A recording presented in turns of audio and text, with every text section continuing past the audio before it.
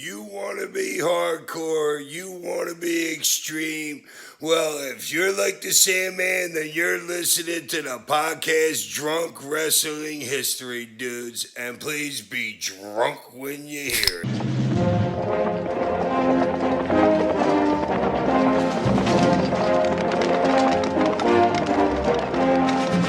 We've got Bush. I like to fuck. Do you like to fuck? It's just money shots, chairs all over Barrett. Those guys with bang butts think they're a big deal. My dick is small.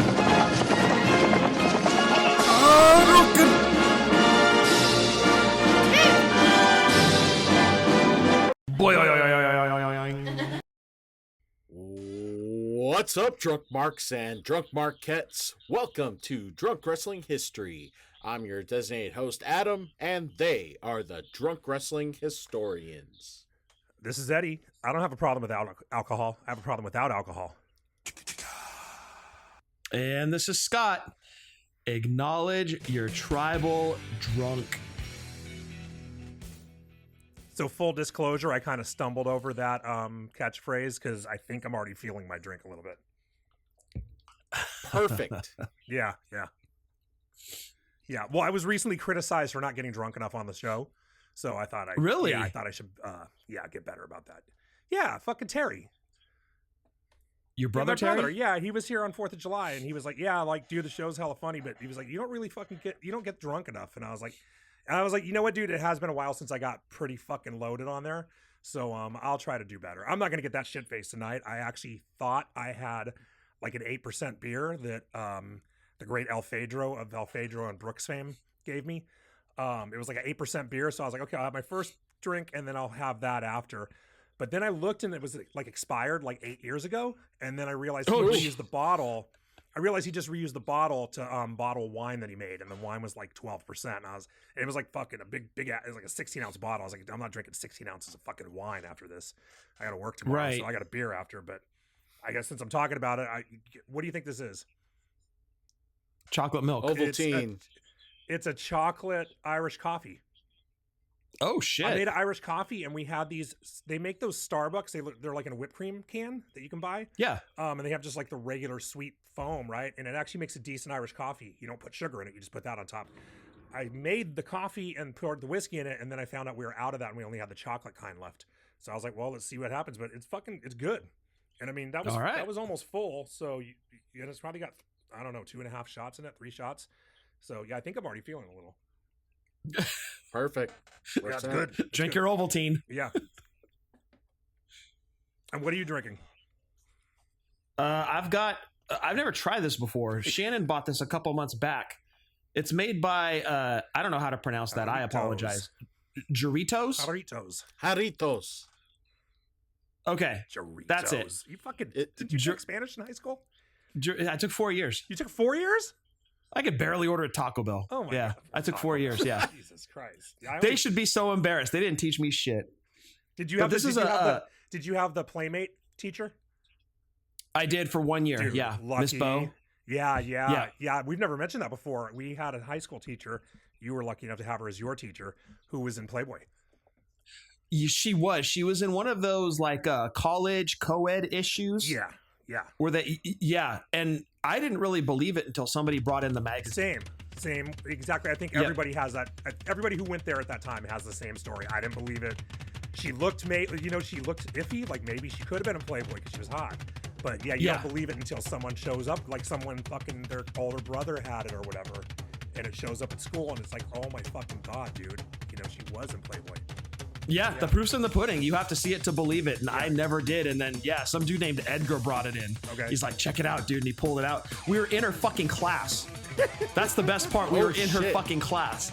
Yeah. And he's like, dude, check this out. We're sitting in the back of the room. And he pulls it out. I'm like, put that shit away, dude. Fuck. I was like, let me see it after class. I don't know if you can hear me typing, but I don't think that was her name in the issue. No, I don't think it was. But I know Chow has a digital copy of every issue, and I had him send it to me like a while ago. It might be in my text thread with him. Oh, like I might be able to send that that's to you. I hilarious. could probably get it to you soon. Yeah, and Jeff and I went to school with the Playmates. She was a friend of ours, like someone we knew since I knew her since like 4th grade. Oh wow. Do you know That's about kind of that? young to be a playmate, no? if there's grass on the field, play ball. That's true. That's true. That Yeah, is I'm true. not gonna say her name because I don't know if she's Miss Bo is probably dead at this point. No, dude, no. Definitely She's not. gotta be 60. No, she could be in her 60s. Yeah, yeah. she could. Yeah. She could. God bless her, dude. I mean, still like had a teaching career, but once the word started to get out that she did that, Yeah.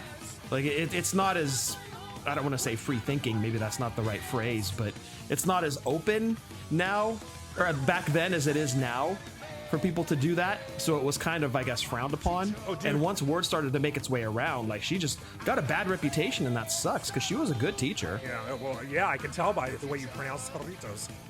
Well, I only had her for 1 year. I don't blame her. How do you pronounce this? Geratos? He's in the main event of this show, actually. Yeah, right. Geratos, do you use that to wash down your chill Achilles? Right. So this is a pineapple hard soda. I'm on the fence. It's really sweet. Oh, yeah, I knew it was gonna be It's sweet. yeah, it's different. Yeah. It's different. Little, yellow, different. I love that reference. Also curious, did Thank you. everybody get D's in that class, including the teacher? I am sorry, that was totally offensive. Wow. Wow. Oh man, I wish I had a rim shot D's. effect. Okay, That was my hardest class. all right. All right. The lead up to what I'm drinking. So recently, I just had my 10th anniversary of hosting trivia. And Congrats, dude. Thank you. Thank you. And shout out to one of the groups who gifted me this Oh, little, that's fucking awesome, dude. yeah, WWE Championship belt, little cooler. That's awesome. That's Yeah. awesome. And this is a big thanks to the sisters and the Mister, Kathy, Patty, and Greg. If you are listening to this, thank you. They also filled it up with all these mocktails, which is what I'm gonna have. Oh, rad. What's that? Very cool. Let's see. It is. Is that the flavor or the brand? Or Purple drink? Nitro M. Nitro M. If that's the brand. Okay. I don't know Never if heard any of of you heard of it, but yeah, they filled it up with mocktails because they know me. I've been hosting trivia in a bar and for now 10 years and haven't had one drop. So gifted me mocktails. Now you can use that to smuggle food into WrestleMania. Exact. You could perfectly fit half a cheese, maybe You'd have to separate maybe two the two half halves. cheesesteaks, but you got to Yeah. stack them on top of each other Right. in here. I You love know it. what's funny about that cooler is a supervisor at work came across that somewhere on the internet and she showed it to me and she's like, dude, you need this. And I was like, oh yeah, I've seen that. And she actually listened to at least some part of an episode because she told me, oh, you have a good voice for a podcast. And I didn't even think about it till like, dude, this is like 3 months ago. I thought about this like a week ago. When she put it on, literally the first words out of my mouth on this show every week are, I like to fuck. Do you like to fuck? Yeah. And then the yeah. second thing I say is, my dick is small. Yeah. So the supervisor, this like, heard me saying that, which is fantastic. To be fair, you didn't tell her to listen. I just know. I saying. would have told her not to, actually. Yeah. So before we get going, I have two things. One is I haven't done this in months. I just want to say hi to our listeners in other countries. I used to do it a lot, and I kind of just, I don't know, got away from it. So hello to our listeners in the UK, Germany, Canada, Australia, Thailand, the Netherlands, Ireland, New Zealand, Japan, Morocco, Poland, Romania, Sweden, and Vietnam. Thanks for listening to the show. Vietnam. And yeah, that might be the first time we've had a listener in Vietnam. Good morning. Yeah. Yeah. Good morning. Is it Earl? What's that? Is it Earl? I don't know, Earl. Oh. I don't know Good. what I don't. Good I don't Morning get that Vietnam reference. reference. Oh, Yeah. yeah. And then one other thing, I'm not going to play this whole thing because it's pretty long and you get the gist of it really quickly. But Scott, I sent you this the other day. It's totally un-wrestling related, but it is totally drinking related. Remember me? Fair game then. Yes, fair. Exactly. Right. That's why it's relevant to the show. Right. And I had mentioned this to you earlier, just in a totally different context about the Tuesday in Texas episode that I never uploaded. No, was it the Tuesday? Which one did I never upload? I think that was Tuesday in Texas Okay. because you were like belligerently drunk. Or maybe I did eventually upload it, but I wasn't going to. I don't know. I don't remember. I'd have to look and see if I ever did. We might have had to fill a week and you might have just said fuck it and just released I it. might have. Yeah, I really don't remember. I should look and maybe upload it if I never did. Anyway, I was like as fucked up as I've ever been, right? This chick on the news might be more drunk than I was then. Yeah. I saw this on And she's a professional. yes. I mean, kinda, I guess, supposedly. I saw this on Blue Sky and I sent you a link to it, and a couple days later I was like, did you ever watch that? And you're like, no, you missed it. This was on not 4th of July. It was on June 14th. This was the so she's like some kind of I don't know, she was like a CIA analyst or FBI analyst or some shit. And now she's one of these talking heads on Fox News, right? And, Oh, good. Yeah. And they were covering, remember when Trump had his parade where the tank was rolling by the empty bleachers and you could hear the wheels squeaking? Yeah. Oh, I know crickets. what clip you're talking about. Have you seen this, Adam? Yeah. Okay. So wait, not the tank, but this person. No, this clip, yeah. Okay.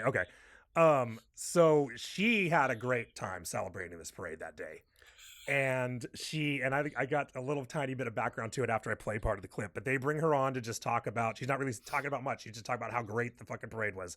And she definitely was celebrating. So here we go. Excited, Emily and Lucas Tomlinson. Everybody, like, this is incredible. Finally. Can you hear her? Yeah. It's really quiet. Yeah, I didn't realize how quiet it was until right before we started, but here we go. I'm going back into it. The United States is back. I want to really thank all of our Army, Navy, and Air Force officers who have been sacrificing their lives. Literally, their families have been contributing to the mission. Most of the time for the past... Oh, damn it. Hold on, I just went out of it. Let me just say, she has the best words. With us now She is really does, right? Yeah. How do I... former Defense Intel Agency officer Rebecca Cobb. Okay, hang on a second. I'll go back. There who we go. have been sacrificing their lives. Literally, their families have been contributing to the mission. Most of the time for the past quarter of a century, because of the mismanagement of the administrative states, they've been fighting these foreign wars. But with our new in chief, Donald J. Trump, they are prioritizing America first. And I want to thank these officers for all of these sacrifices. I'm pretty sure she just called him Dollal. Yeah. And then, okay, this is right. It's about to end. They're about to cut away from her because, like, I can't believe they let her go this long. And Yeah. They all extended of her the leash. hardships that their families Yes. have been doing. Lawrence Jones, you are doing. You're rocking, man. Like you guys are incredible. Lucas, Thank you. I want to thank. We're up Thank you against the break, so much, Rebecca. Thank you, and thank you for your Appreciate service you. too. We're up against the break, Rebecca. Yeah. Isn't that amazing? Isn't that like the greatest piece of drunk tape you've ever heard? Wow. Like, she doesn't Wow. remember. Like, the next morning, she was going to wake up and have texts from everybody she knows, and her Twitter blew up. And she's like, what are they talking about? What did I do? Oh, You know, yeah. There's no way she's going to remember that in the morning. I don't remember Tuesday in Texas, you know? Yeah. No, she was throwing up later, for sure. Yeah. So a few hours before that, she actually tweeted that her piece got pushed back a little bit and she was going to continue celebrating, and she posted a picture of a fucking bottle of champagne, dude. I wish you could have seen her. I tried to hold the iPad up to the camera, but it didn't work with the green screen. Her hair's fucked up, like her eyes are like barely open, you know what I mean? Like, she looks like she's looking at her feet. It was great. It was so good. That's awesome. Yeah. You didn't hear it, and I was like, I'm just gonna save it for the fucking show. That's great. Yeah. That's great. Yeah. And that's all I got. For this week's episode, you guys, we are taking this back to the year of our Lord 2019, specifically on May 26th of 2019, a date of personal significance, I think. But it is also just under 2 months after our New York trip to WrestleMania 35. Taking place at the MGM Grand Garden Arena at the MGM Grand, currently located across the street from Fuck John Fisher Field. This is the inaugural show of AEW. This is Double or Nothing.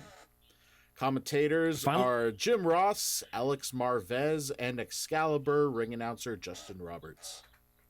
Finally doing an AEW show, huh? Yeah, well, when we While started I the hold show, this WWE belt. Yeah. Yeah, and Scott has two in the background behind him. Yeah, when we started the show, AEW was brand new, right? Like AEW started a month before we started this podcast. We actually were already we had it in the works, and we might have even, I don't think we recorded our first episode before it, but it was like we had the concept, and I probably already had the hosting set up and all that shit and the graphics. So it was too early. We weren't going to do it. We have our 5-year rule. And so I always wanted to do this pay-per-view, and before I knew it, 5 years had come and gone, and it kind of hit me the other day. I was like, oh my God, because I was like, oh, it's coming up on 5 years, and then I was like, no, it's 6. Holy shit.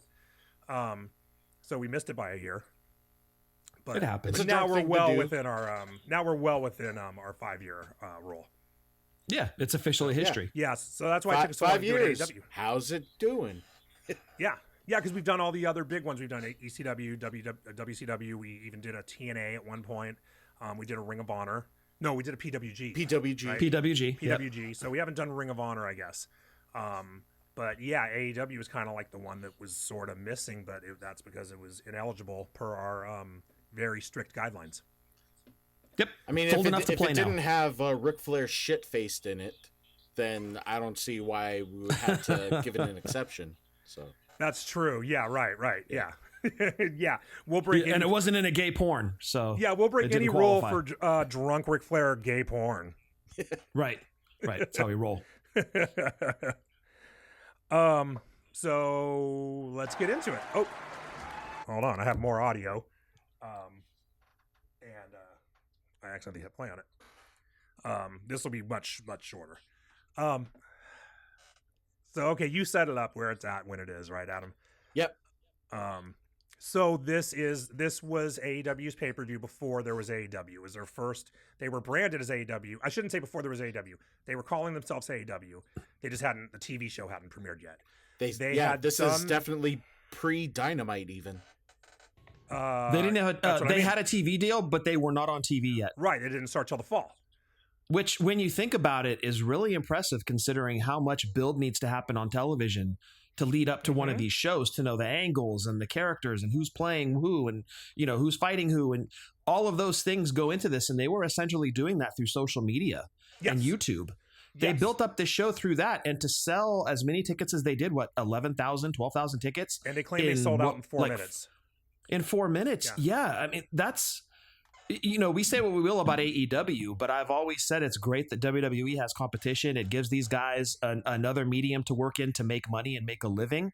And for them to build this show basically off of social media and YouTube stuff, it's incredible what they've done here. They filled up the MGM and they put on a hell of a show. So, I mean, you got to give props where it's due, and they earned it here. Yeah, so this came, I think it was a full year after that pay-per-view that Cody and the Bucks put on, where they were like, we're going to sell out a 10,000 seat stadium. And I believe that was the bet with Meltzer. Yes. And that was the Ring of Honor. That was under the Ring of Honor banner, right? If I remember right. I think. I don't remember. I thought it was just kind of an independent. Okay. Maybe. I mean, I think there was Ring of Honor talent there. Okay. But I think it was just the AEW wasn't born yet. Right. But they just kind of did it under their own umbrella. Like, we're just going to put our names on the marquee and see what happens. And that was sort of what gave birth to this, is because it got over so well. It did so, it sold out. It did well on pay-per-view. It was a big thing. And it was like, okay, we need to capitalize on this. And then along comes Tony Khan, the money mark. And boom, you got yourself a promotion. And the New Year's Eve announcement with them all with the phones, and AEW showed up on there, and it just started that whole process. And then here we are 5 months after the announcement, and they've already had the gig where they introduced Jericho and the Bucks and Penta and Ray Phoenix and and JR. So they're Kenny definitely Omega building was on there all even, of that. I think. Yeah, Omega was too. Yeah, they built this whole thing, but without TV, which is just so damn impressive when you think about it. Yeah. It's like TNA was at the beginning because they didn't have TV. They only had pay-per-view, remember, for the first year or two, however long it was.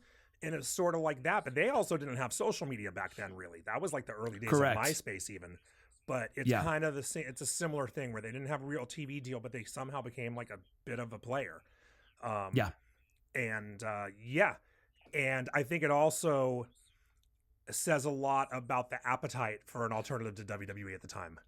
I was just going to say the same thing, You know, dude. like, Absolutely, yes. You also have to wonder, like, what kind of product is WWE having right now, but also leading into the pay-per-view, whether it was them making the show or us even watching it, just wondering, what are they going to do, or what details are going to stand out that are just different than WWE? What are they going to do just to be unique, or are they possibly going to make a better product or improve upon the common product that we all know?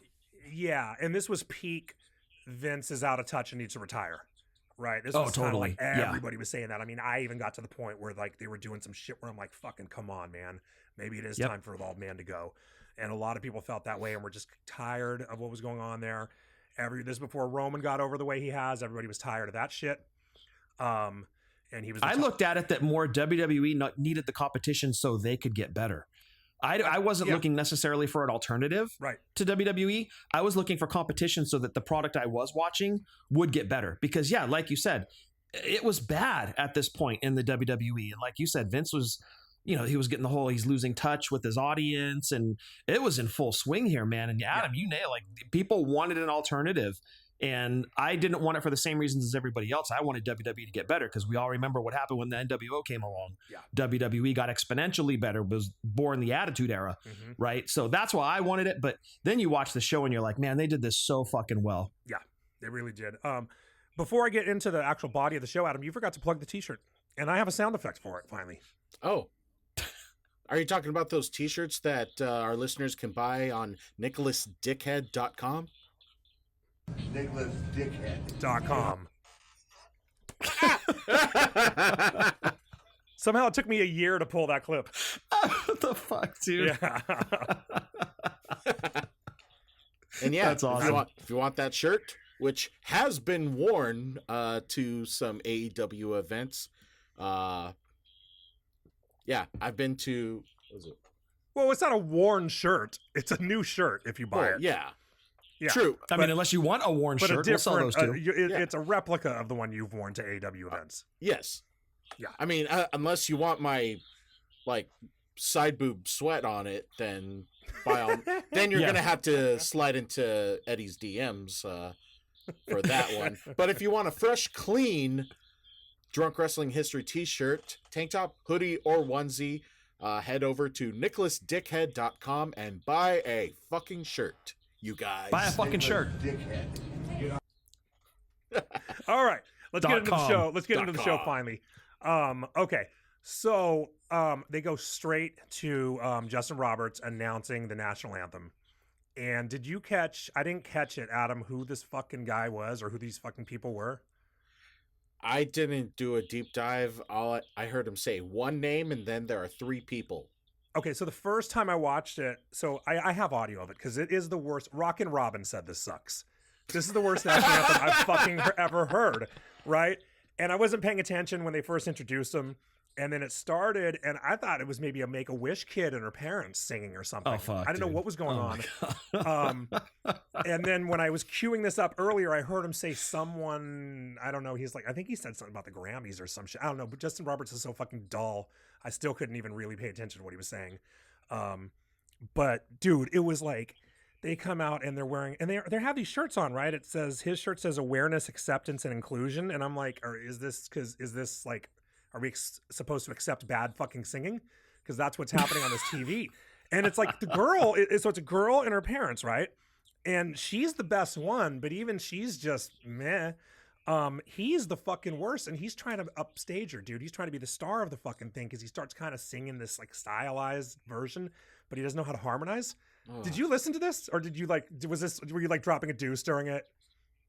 No, honestly, I saw the show was 4 hours, and I'm like, I need to kind of skip ahead a bit, brother. Yeah.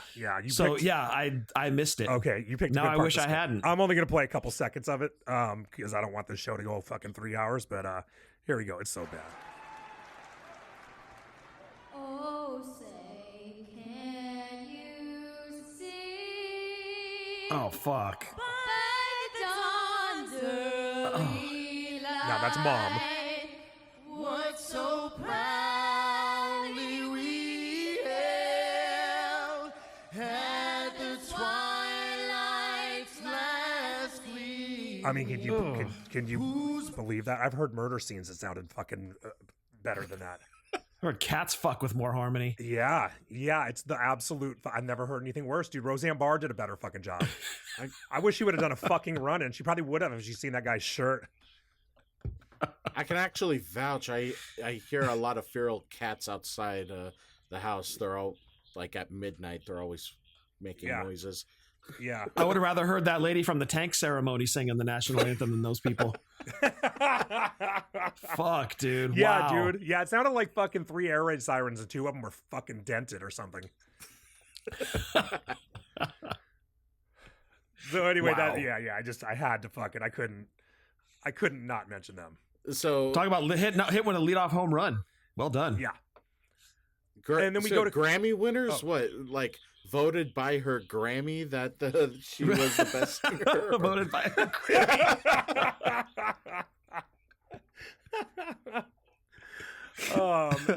So then we go from that to we get a stand up at the announce desk, which I like when shows start that way. I think that's pretty cool. You know, like WCW always did that. WWE never really did much except on Saturday Night's Main Event, but kind of the announcers are standing up talking about what's going on. Well, they weren't standing, they were sitting, but whatever. Alex Marvez sounds like a guy. I haven't watched AEW in a long time, like probably 2 years since I've actually watched the whole show. I forgot about Alex Marvez. He sounds like a public access fucking guy, like fucking Steve Sturgeon when he used to do APW or something. He just Their budget didn't go to the announce team outside of like JR. Yeah, I don't know. Oh yeah. I don't know where he came from. I don't know anything about this guy, but he does not sound like a professional, and he doesn't have a good voice, and he has no energy. And he's the singer's brother from the the national anthem. That's how he got the gig. You know, he's the Make-A-Wish kid. Okay. Oh wow. So in my notes, I have it listed. Commentators: Jim Ross, Alex Marvez. Who? Yeah.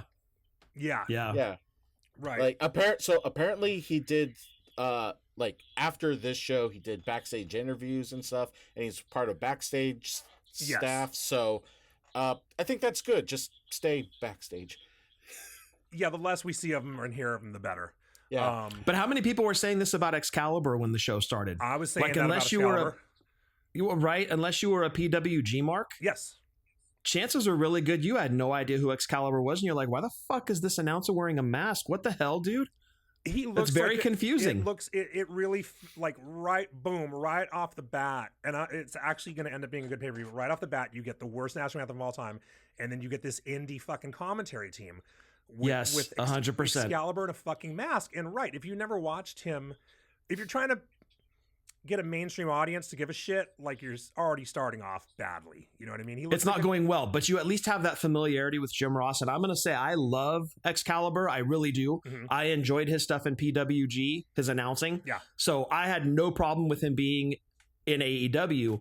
But the problem was it kind of came in with like no fanfare, it seemed. Yeah. Like, so unless you were a PWG guy, and obviously you came in because of the Bucks, right? But unless you were a PWG guy, you're like, what the fuck, dude? Okay, I know who JR is, but who are these other two fucking guys? And why is that guy wearing a mask? So it's all very confusing leading off the show between the national anthem and this is like, what the hell's going on here? Yeah, I mean, some people were really good in one particular area. So yeah, and context, it makes sense he would be good doing PWG, doing indie stuff, but not here. It's just like, you know what I mean? Like, Lexington Steele is great in the movies he does, but I don't think I want to see him in a Scorsese fucking flick. You know what I mean? That's He kinda could how probably this be was. like in a Marvel movie or something, though. Maybe a Marvel movie. Maybe a Marvel. Yeah, you could movie. play Thor's hammer. Or you could be an Anaconda too.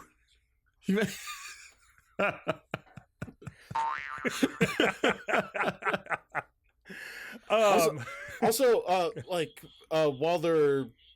while the three of them are doing this intro to the show, they do like a brief match card summary. That not all the matches, but some of them. Yeah, that's what I'm saying.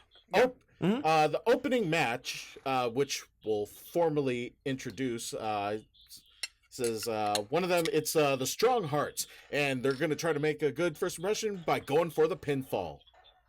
You know what? I fucking hope that they do, just like every other match. Yeah, right. What a solid fucking strategy that is. Go for a pin. I kid you not. This is what came to mind. I remember It's fucking randomly brilliant. listening on the radio. It was before a Niners versus Rams game.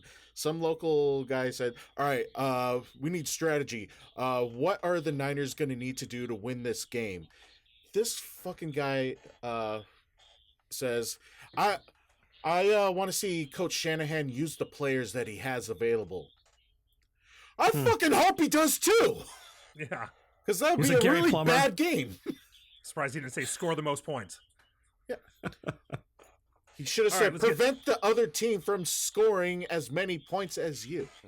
Yeah. So, How are we half an hour into this episode? We I haven't know. even gotten We're the gonna first have to fucking run match through a yet. couple of these Jesus. matches quickly, and this is gonna be one of them. okay. Because someone got we're opening a half match. hour in because someone got drunk on Fox News. It's not our fault. Yeah. Double or nutting. Well done. Love it. There's the Lexington Steel film. Opening match is a trios tag match. SCU SoCal Uncensored with Kaz, Christopher Daniels, and Scorpio Sky versus the Strong Hearts, Alex Lindemann, T-Hawk, and Shima. Yeah. So as Adam said, it's SoCal Uncensored versus Kai and Tai. Yep. And Chris Daniels serenades Las Vegas, and he calls Las Vegas their favorite bad city. Yeah. Which Yeah. that Trying to might be heels, I guess. I don't know. Yeah. I don't know, but I couldn't tell because the crowd was all for them. Once they start All for them. Yeah, once they start wrestling, you can't quite tell. I didn't know. I was like, what's going on here? So as the match starts, Excalibur explains that in this match, and I swear he said in this match, I don't think he said on the show. He said in this match they have a 10 count if they're doing a double team. So if both guys on a team are in the ring, they have a 10 count as opposed to a 5 count for the illegal guy to get out of the ring. And he explains that Rick Knox is the perfect referee for it. Another PWG transplant. Another PWG guy. Yeah, that's who Cornette calls him, the corpse referee. Which is actually fairly accurate. You know what I mean? God damn it, dude. Yeah. He does look like he's had some treatments of some sort to keep him alive. So they give a quick history. So wrong. I Marco bet it's- stunted growth. But it's so wrong, but is it? Oh, dude, he has the best lines. So they give a history lesson about OWE in China, and Excalibur explains that Chima, it's spelled Sema, but it's pronounced Chima. It's pronounced Shima. That's what he's they were. Oh, Shima. Okay, I thought they were Yeah. saying Chima, like he's Italian, like how like Santino Marella. John exactly, he called him Cena. John Cena. John Cena. Yeah. John Chen. So he explained that Shima trained to wrestle with an actual Shaolin monk. I was like, these guys are like Wu-Tang Clan and shit. Or in Mortal Kombat. I don't know. Yeah. Yeah. So my first note was I'm going to do my best to keep track, but I don't know these guys, so I know I'm going to fucking mix them up. The only one I knew was Sema or Shima. Shima. So Daniels and Shima start. They actually start with some regular shit: a side headlock, a push off, drop down, leapfrog, and I was like, "Whoa! I didn't expect this. I thought it was gonna be something fucking crazy, Ricochet and Will Ospreay, fucking Vader nonsense." But they do some regular shit, and they end up somehow they both went for an arm drag at the same time, and they land on their asses, which I don't think I've ever seen before. And they look at each other and they tag out. So they do that fucking start with the fucking quick counters and, thing like that happens in probably 65% of matches in the last 25 years. But they didn't overdo it, and it looked cool. And then T-Hawk and Frankie Kazarian are in the ring. Is T-Hawk? It's T-Hawk, right? Is his full name At Is he least named- That's on what the I got was show, T-Hawk. I got was T-Hawk. Is he named after Thunderhawks? Do you think? Or a Street Fighter character. That's the Oh, comparison. there's a Street that I Fighter was character having. called that. Yeah. Oh, I didn't know that. Okay. So more of the same, right? More quick move, blah blah blah. Till Frankie hits a badass clothesline. He slows it down a little. And then they said Frankie Kazarian was trained by Killer Kowalski. Kowalski must have been like fucking 80 at that point. Dude, wow, Like, holy Kowalski shit. wrestled like in the fucking 50s. Yeah. So yeah, he would have been old as fuck. You know why he got that name? Where you got the name Killer from? No, did he kill a student? No. I forget who it was. If I think about it, I could come up with his name, but he dropped a knee on a dude in the corner on his head, and he snagged his ear and tore his ear off. Oh, fuck. Yeah, Ooh. with a knee drop. Yeah, knee dropped a guy's ear right off of his head. Like Mick Foleyed him with his fucking knee. Yeah, I was going to say, we thought Foley's injury was gnarly. Holy right, shit. right. Yeah, he just did it with a fucking knee drop. Yeah. Damn. Yeah. The match goes crazy. It breaks down, and all of them are in the ring. This is pretty early. All of them are in the ring, and after making this big thing about Rick Knox and the 10 count.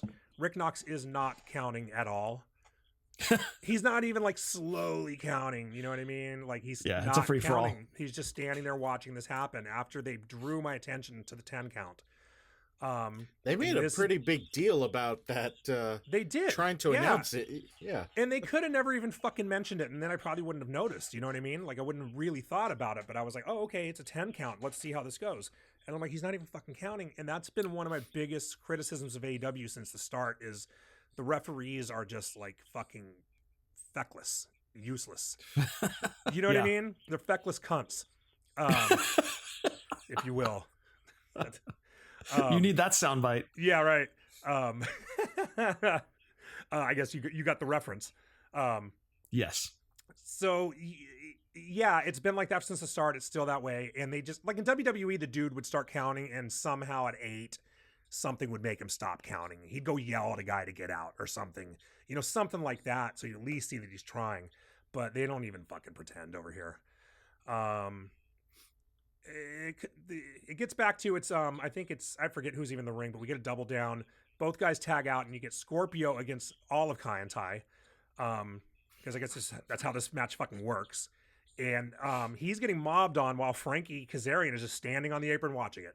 He's just like, okay, you got Shima in there, you got Asian Crash Holly, you got the other fucking dude, and they're just mobbing on this dude. Jesus, And Frankie Kazarian's like reaching out for a fucking tag.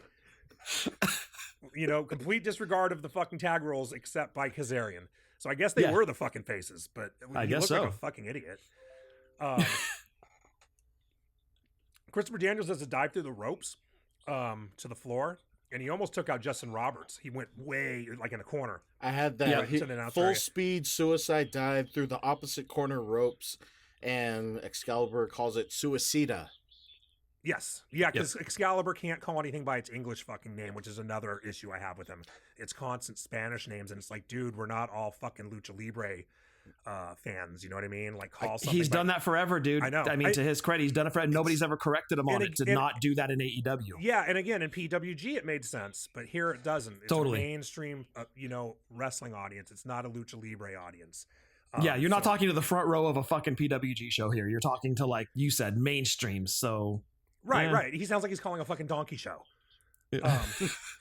I've heard him say or use it on another show. Somebody practically does the angle slam. He calls it Olympico slam. Yeah, just Yeah, call it the Angle Slam or the Olympic Slam, you asshole. Yeah. Anyway, what a better fucking show the rest of this would have been if Justin Roberts had gotten wiped out. So to get to the finish, Crash gets a blind tag after Daniels hits his finish on Shima. He gets in and he hits two Germans, or he hits a German for a 2 count, sorry. Everyone's in the ring again. Rick Knox isn't counting, and JR just said he has 23 years of experience as a great ref. nobody filled him in on the rules here. Yeah, Scorpio does a. Yeah, he should have been listening to the commentary instead of fucking a gorilla position in his ear. Scorpio does a dive and he takes out everyone but Crash. Crash takes a Meltzer driver for a 3 count, and they called it. Was it called the best Meltzer ever? It's like a variation of the Meltzer driver. No, it's a BME. Best Meltzer Best ever. moonsault ever. I thought he said best. Didn't I? Could have sworn he said. Was it a moonsault? Wasn't it like a spike? It was like a spike thing, like a Meltzer driver, right?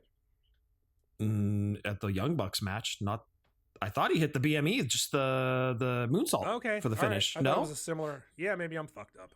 I don't know. yeah, because that's Daniel's finish is the BME, Oh, okay. best moonsault ever. All right. Well, and that's it. And- Those guys fucking win. You've already said Meltzer's name way too many times in the show I'd like because we're to gonna have to say it a apologize. couple more. Yeah, we are. Fuck. Sorry. One point in Yeah, it's that okay. match, I really liked it. Kaz was stacking Shima and caught T-Hawk in a Northern Light suplex and was pinning both of them simultaneously. Yeah, It was a good opener. I really a liked really it, good yeah. opener. It was good. Yeah, It was- it set the tone well. Yeah, it was less of a mess than I expected it to be. It was a fun match. I liked it a lot. I love SCU. Those guys are great. I wish those three guys would have made it to WWE. Scorpio Sky is such a fucking badass, He's dude. incredible, dude. Yeah, I mean, all three He of is. them are. Scorpio might be the best. I first saw Daniels at an APW show in like 1998. I never even heard of him. He came up and had a match with the Suicide Kid. They were both out of LA, and they tore that. Not most people there didn't know who they were because this is 1998. You know what I mean? Yep. They fucking destroyed. They had the match of the night, and I've been a fan of his ever since. You know, and then years Yep. later, I saw him show up on TNA, and well, he was in WCW for a minute. ROH too. ROH, yeah, he had that tryout. He probably would have made it to WWE because they had the cruiserweights for a while. But he had that That's right. tryout, and he did that springboard and landed on his head. Remember, Yep. it was in the fucking. Was it in I think it was in Beyond the Mat, if I remember. I think so. is what Yeah. we saw Vince watching it. He's like, "You break your fucking neck like that, pal," or whatever he said. Yep. And then he didn't get a job. That was it. He never fucking came there. Yeah, as good as he was, Mm-hmm. he's like one of the best guys I've seen to not go there. I think that's like the only promotion he didn't do full-time work with. He's been in everything. Yeah, yeah, As you mentioned, like you just kind of ran through his resume. He's been in everything. yeah. I think you're right. Yeah, he's one of the only ones. Yeah, Yeah. ECW, all of it. You Mhm. name it, he was there. yeah. He was a badass. Yep. Next match is booked as a triple threat women's match between Kylie Ray, Nyla Rose, and Dr. Britt Baker, DMD. And Allie, aka the Bunny, aka Thumbtacks, joins commentary. Why? What is she contributing? Oh, dude, I forgot. So first of all, in my notes, I actually wrote that Allie's at commentary in a titty dress, and I forgot that there even was Allie. I also completely forgot that she was the bunny. Really? Yeah, I totally fucking forgot that she was the bunny because she wore the mask. You know what I mean? And just in the thumbtacks. You know what I mean?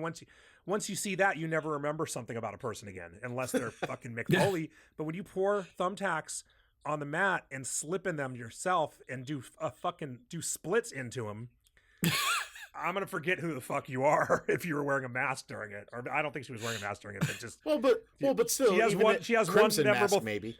Yeah, she has one memorable thing, and it was not her wrestling. Yeah. I mean, you could also say like different personas, the bunny versus this alley that we're getting. Or two different personalities, but No, so I maybe remember that's the why you tax. didn't recognize her. I But remember anyway, doing the splits and the tax, twat tax, if you will. Not to be vulgar, but Yeah. I would never say twat to my audience. absolutely not.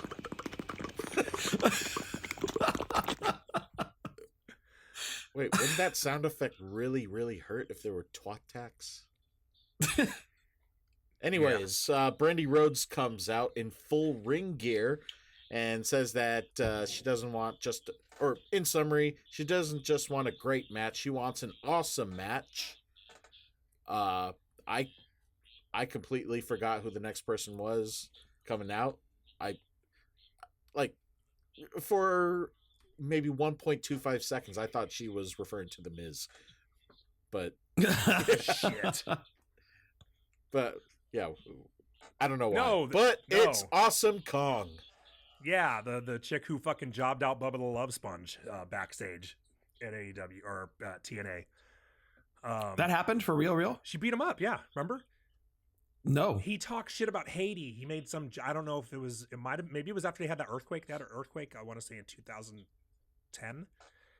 Okay. Like a bad earthquake that fucked out. You know, it was a disaster. It killed fucking. You know how those earthquakes are in those countries. Do they kill like 3,000 people and shit? Yeah, they're devastating. It Yeah. was something like that. It was some terrible fucking thing, and I think he was making jokes about it, and she heard it.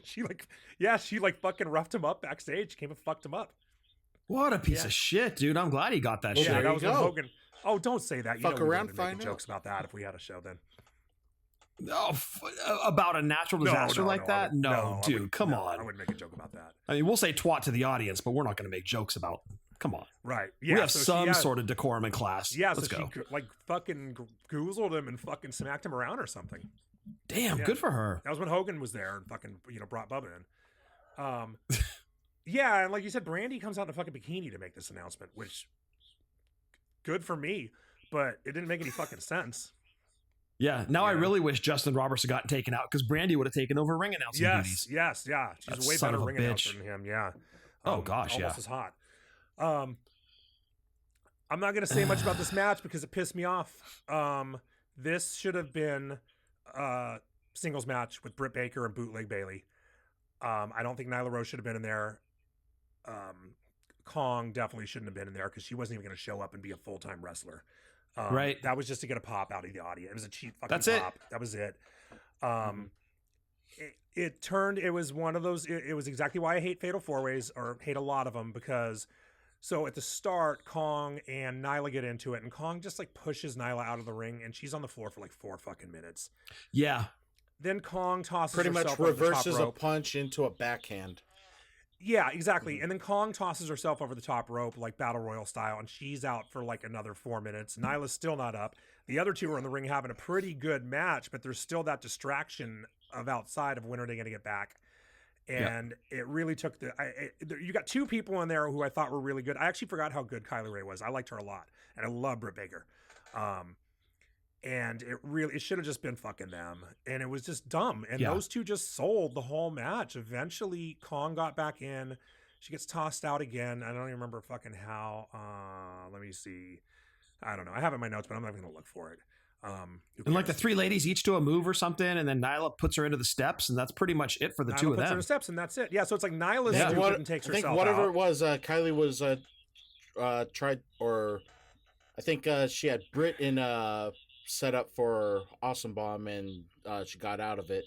Takes her off the ropes and then into the steps, and then Nyla finds her out there, and they never make it back into the ring. Yeah, that's it. Yeah. And I mean, just for the finish, Kylie does an O'Connor roll, rolls it back into a German suplex for a 2. She wanders around for a bit, and I think that was her being a Deadlift little bit German. green. And she eats this gnarly super kick, and she takes Britt's suplex on her head knee thing. I don't know what she calls it. It's kind of like a brain buster, but she brain busts you on her knee. It's a cool move. And that's it. And then Justin Roberts does the most subdued, boring announcement I've ever heard. And suddenly I thought it might have been an elimination match because I didn't think the match was over. He announced it the way you would announce someone being just eliminated. You know what I mean? It took the longest 10 seconds to play Britt Baker's music. Yeah, I did. And they fucked up. There was a weird thing with the music, and I was just like, oh, fuck, dude, is this an elimination match? Now fucking 2/3 of the match are fucking Nyla and Kong, which I don't have any problem with either of them. They're both fine. I was just like, shit, dude, this match isn't over yet. But fortunately, it was over. Yeah, by the grace of God, it was over. Yeah.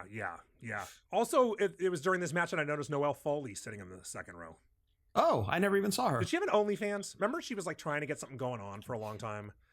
Like she was doing like bikini videos and shit, and just nothing really ever happened.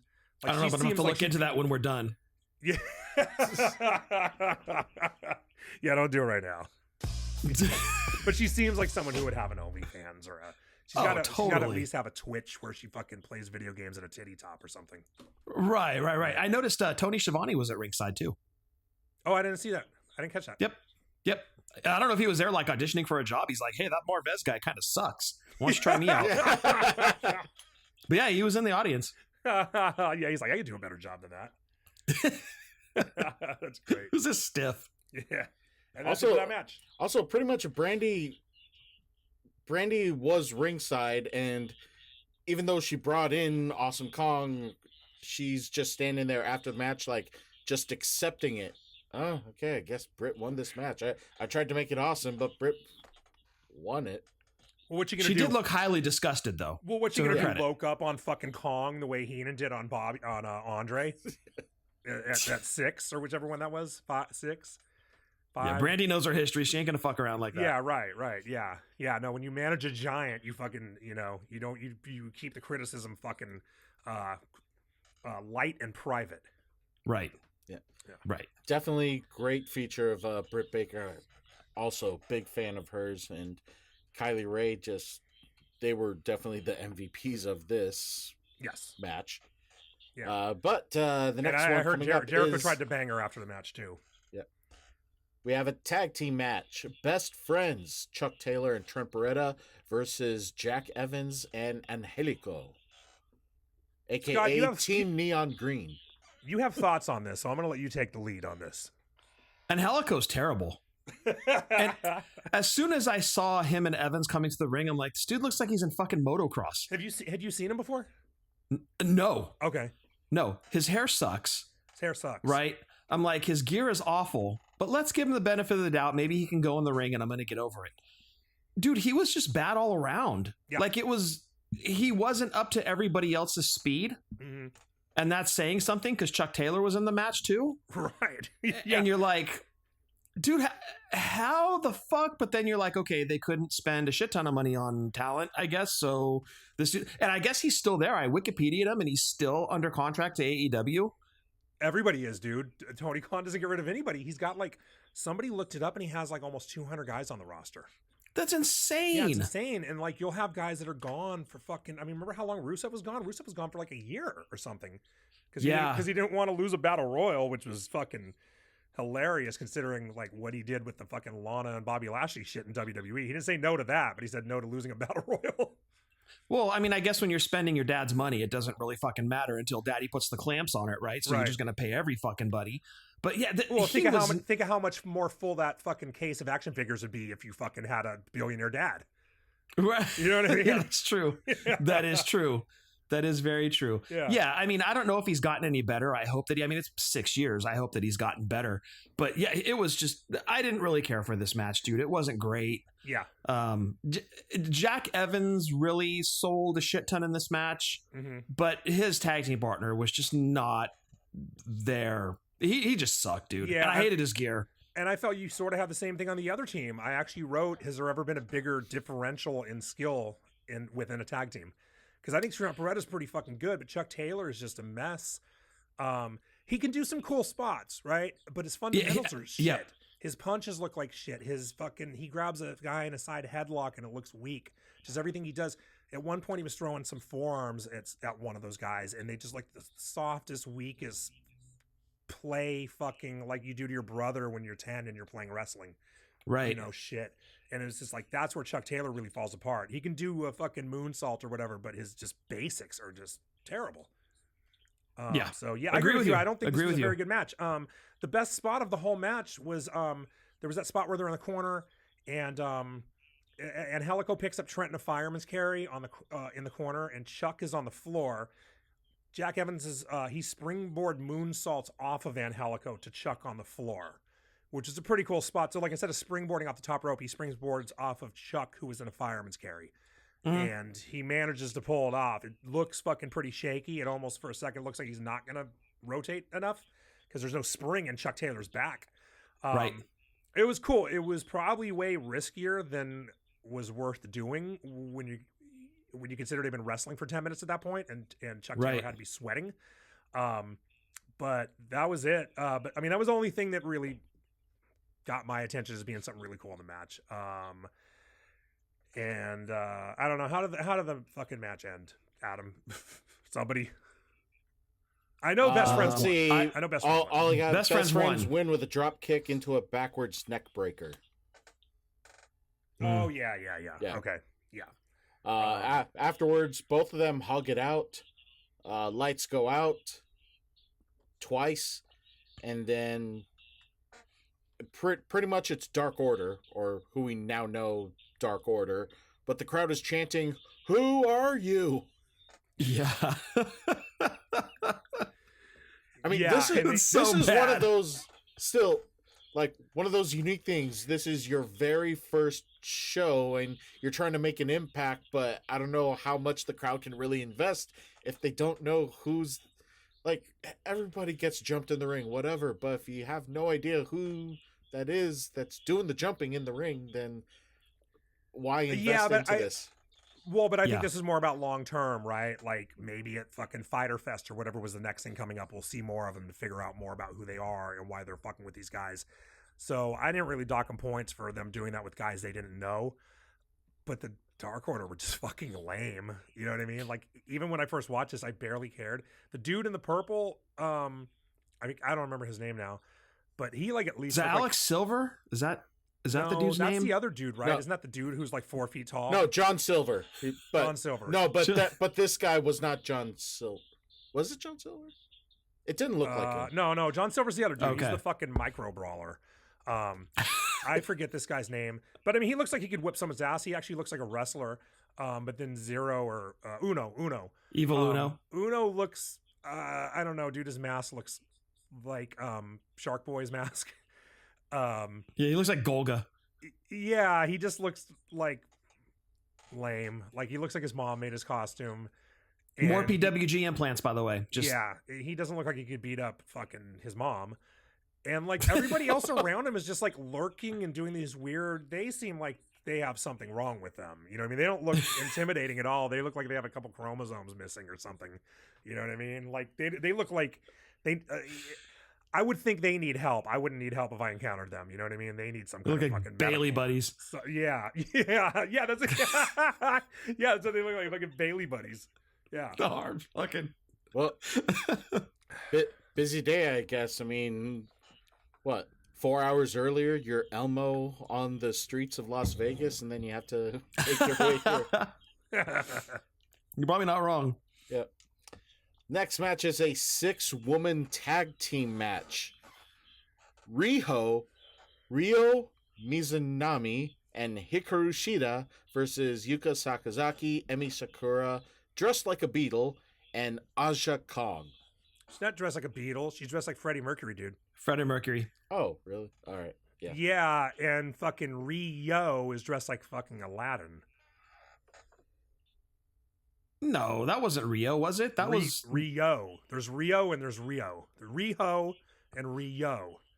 Got it. They should not have put these two in the same fucking match. There's got to be one other fucking chick they could have gotten. Or just call her Aladdin. Like, or change just call her name her for this Aladdin. match. Yeah, fucking right. Or just go last name. Mizunami. Yeah, Mizu. Call her Mizu or Miso or so. I don't know. Just Riho and Rio on the same team was a dumbass idea. But yeah, again, if they had TV up to this point, we'd probably know the difference between them and have time to, get to know the characters and their names. And yes, but right, that's true. If they had TV up to this point, but they didn't, and they knew that. Exactly. You know what I mean? Exactly. That's where TV helps. Probably would have helped the Dark Order too in the last match with the whole post-match shenanigans, but yeah, it hurts them again. Yeah. And Aja Kong's like the star of this match. She's been around like 30 fucking years at this point or something. She's like, the name. Yeah. She was the one going into when this match came on originally. I knew who she was. I'd seen her. I'd seen her wrestle before. The rest I'd never heard of. My first note is Yuka sucks and looks like Aladdin, and I hope she takes the pin. Emi is dressed as Freddie Mercury for no fucking reason. I just ate dinner, and I'm really not in the mood for this match because I know it's going to be a mess. Let's see how much I can get through. I actually honestly thought I might end up skipping part of the match because I thought it was going to be just like spot. You know what I mean? Like never slow down, and how do you even take notes? And then if you can't even really tell much about the match, then what's the fucking point? It was better than I expected. It was a fun match, dude. I have that in my notes too. I enjoyed this one. Yes, those ladies could go, dude. Yeah. Yuka acts like a 6-year-old during an entrance. So that's more a part of why I don't really like her right off the bat. I'm like, she's acting like a child, and I know they have this weird child fetish in Japan. But I don't think that works here.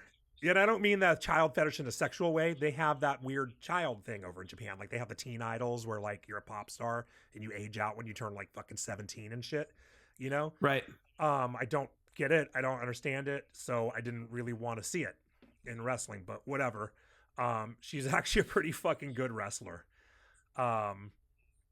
So you get Rio and Aja lock up, and Aja is way bigger, and she can move Rio around as much as she wants. She takes a couple running tackles, and she doesn't go down until Rio ducks a clothesline of hers, and then she hits her and catches her off balance. So it's one of those things. It's exactly what Nash was just saying about what the fuck's her name? Raquel, about like, dude, sell that, like make that a spot when you take a bump. Yeah. And that's exactly what she did. She made it a spot. She's working with someone way smaller than her, and she made her work to take her down, and then she got a pop when she did it. Aja gets right back up, and she backs her up under the ropes, dude, and she slaps her like she's fucking Edmund Honda. It fucking fucks her up, dude. But then she lets her go, and they both tag out. And there's a bunch of fast tags, a bunch of moves. So it's a really fast-paced match, which it's going to be with this many people. And they're all like 95 pounds, so you got to move quickly. Rio shoots Aladdin into the corner, and then she stood there for like 30 seconds while Aladdin poses and lollygags and shit. And then she hit her with the forearm. Then Aja did a gnarly fucking suplex, and it looked like it killed Riho, but it only got a 2. And she missed an elbow on her, and then Hikaru tags in. She couldn't get much going on. Aja's just dominating this shit. Mhm.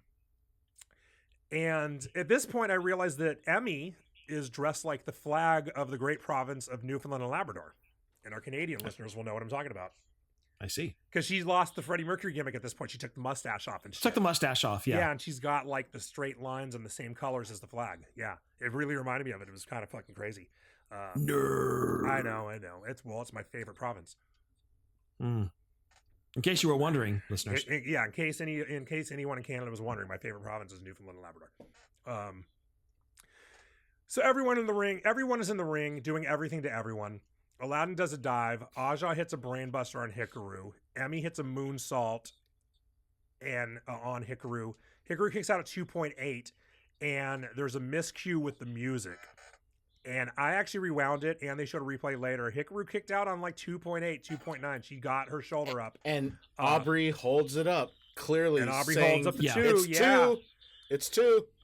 And the crowd shits on it and chants, "You fucked up." And I don't know if they're chanting it at Hikaru or at Aubrey, but nobody fucked up here. This was the audio guy fucked up. Whoever The was audio playing. guy. Yeah, Nobody they in the fucked up. ring fucked up. Yeah. Yeah. And then eventually get some more shit with everyone in the ring. Hikaru hits a running knee on Emmy. 1, 2, 3. And I just wrote, it wasn't as bad as I expected. It was actually pretty good. It was a fun match. Yeah, I liked it. Yeah, and I thought the right person, seeing what they did later. I mean, honestly, not even seeing what they did later. I thought the right person got the pin. I thought Hikaru, just seeing her come out to the ring, I was like, she's the star of the 6 here. It's not Aja because she's not going to be around. I was like, if anyone in here is going to be a star, it's going to be Hikaru. And she's a multi-time women's champion at she AEW, is. right? I think so. Yeah, she became a big part of the show. Yeah, I mean, Riho too. And Riho, might your have been inaugural women's champion. Hikaru Shida, multi-time women's champion, knocked off Britt Baker after a year-plus long reign. Mm-hmm. Yeah. So Hikaru's done good. She's good. I like her a lot. All right. And I'm also gonna find out once this episode comes out with all your Aladdin references. I hope you play "Friend Like Me" or "Whole New World" to end this. no, episode. dude, because fucking stupid. Oh, I meant to mention that earlier. Fucking Spotify will probably take it down. Our last no, that's episode, true. the Billy and Chuck Yeah. episode got taken down from Spotify. What the And fuck? I assume it's because I used a WWE song. Normally, Spotify will email me and say, "Hey, we'll cut this out for you if you want to leave it up." And I always do that because I've had Foo Fighters, Kiss, can't think of who else. But this time they just took it straight down, dude, and I didn't have a missed email or anything because I checked my deleted shit. So they just fucking WWE just nuked our shit. Yeah, Christopher Dean hit me up and he's like, I didn't finish the Billy and Chuck episode. I went back to listen to it and it was gone. Oh, so I go, what the hell? Yeah. That's why I texted you and I was like, dude, I think they yanked that shit. They did, yeah, it's crazy. So if anybody missed that because they listened on Spotify, I assume you only have one streaming service, but it's on YouTube. So, and going forward, I think I'm going to be really picky about the music I play because I don't want that shit to happen anymore because now I don't trust Spotify to email me. So I think I might just pick a band that I've used already and just use them every week. Maybe I'll just do Guar every week. Guar's safe. There you go. They've never taken their shit down. Yeah, or fucking Anal Cunt. Should I do That's tough. That's a tough call. I might have to alternate between the two. All right. So many hits of theirs to choose from. Yeah. Before we get to the next match, we go back to the commentators. And this is when I noticed that Alex Marvez's jacket is too small. Did either of you notice that? Yes. He's yes. doing the You one. sent me that picture, dude. Okay, yeah, I yeah. see the picture. He's doing the one button thing, right, where you just button it, and that doesn't really work well when you sit down anyway. Because JR's fit, Right. but it still looks fucked up because it connects at the button and then it spreads down by your waist again. But JR's at least fit. You know what I mean? Like Alex Marvez just went and I guess he bought his shit off the rack, dude. He like went to George Zimmerman and was like, just fucking throw something on me, dude. Like JR got his shit tailored. He's a professional. But Marvez, I don't know how I didn't notice it at the beginning, but he looked like shit. Yep. Yeah. They must Yep. have been standing at those and seated on this one, but yeah, I definitely noticed it. Also, JR gets lost on the segment schedule. Uh-huh. It's probably Yeah. the highlight of Alex Marvez's career, getting him back on track. Yeah, also JR's Probably. Also, JR's not looking at the camera. This whole part, he's looking below the camera, which I assume is where they're normally a prompter is in front of the camera lens. You know what I mean? The lens shoots through the prompter. That's why, like a news anchor is looking right at the camera while they're reading the prompter. So I don't know what the fuck he was looking at. If they had some fakakta prompter or what, or Fakakta. someone's down there giving him hand signals. Yeah, you like that, huh? I very much do. You're welcome. All right. Well, our next match, brother versus brother, Cody versus Dustin Rhodes. And Brandy's in. Was Brandy? Am I wrong? Was Brandy not in a bikini before? Because she's in a She bikini was in a now. new outfit this time. Okay, was it not? But this time it is a bikini. Was it not a bikini the first time? Oh, I thought it was wrestling gear again. Same Well, thing. what's wrestling gear? yeah. You know what I mean? But Well, Is it Rocket I guess Robin's wrestling gear or is it Kelly Kelly's wrestling gear? You know what I mean? Yeah. Well, it was different something. Okay, Bikini well, this time slash she's in a- wrestling gear. Well, this time she's in a wrestling bikini. Yes. Yeah. She changed. And there was much rejoicing. Yes. There's a throne behind the stage or on the stage with no explanation whatsoever. She walks down. She walks down to the ring, goes under the ring, and takes out a sledgehammer. And then the crowd goes crazy because we all know Cody's going to smash the throne. Why didn't he just walk out with the fucking sledgehammer in his hand? Like, why did she have to go dig this up? They had to plant it under the fucking ring beforehand for this. and then he has And she had to Cody go get it. does have it is kind of awkward visual acuity.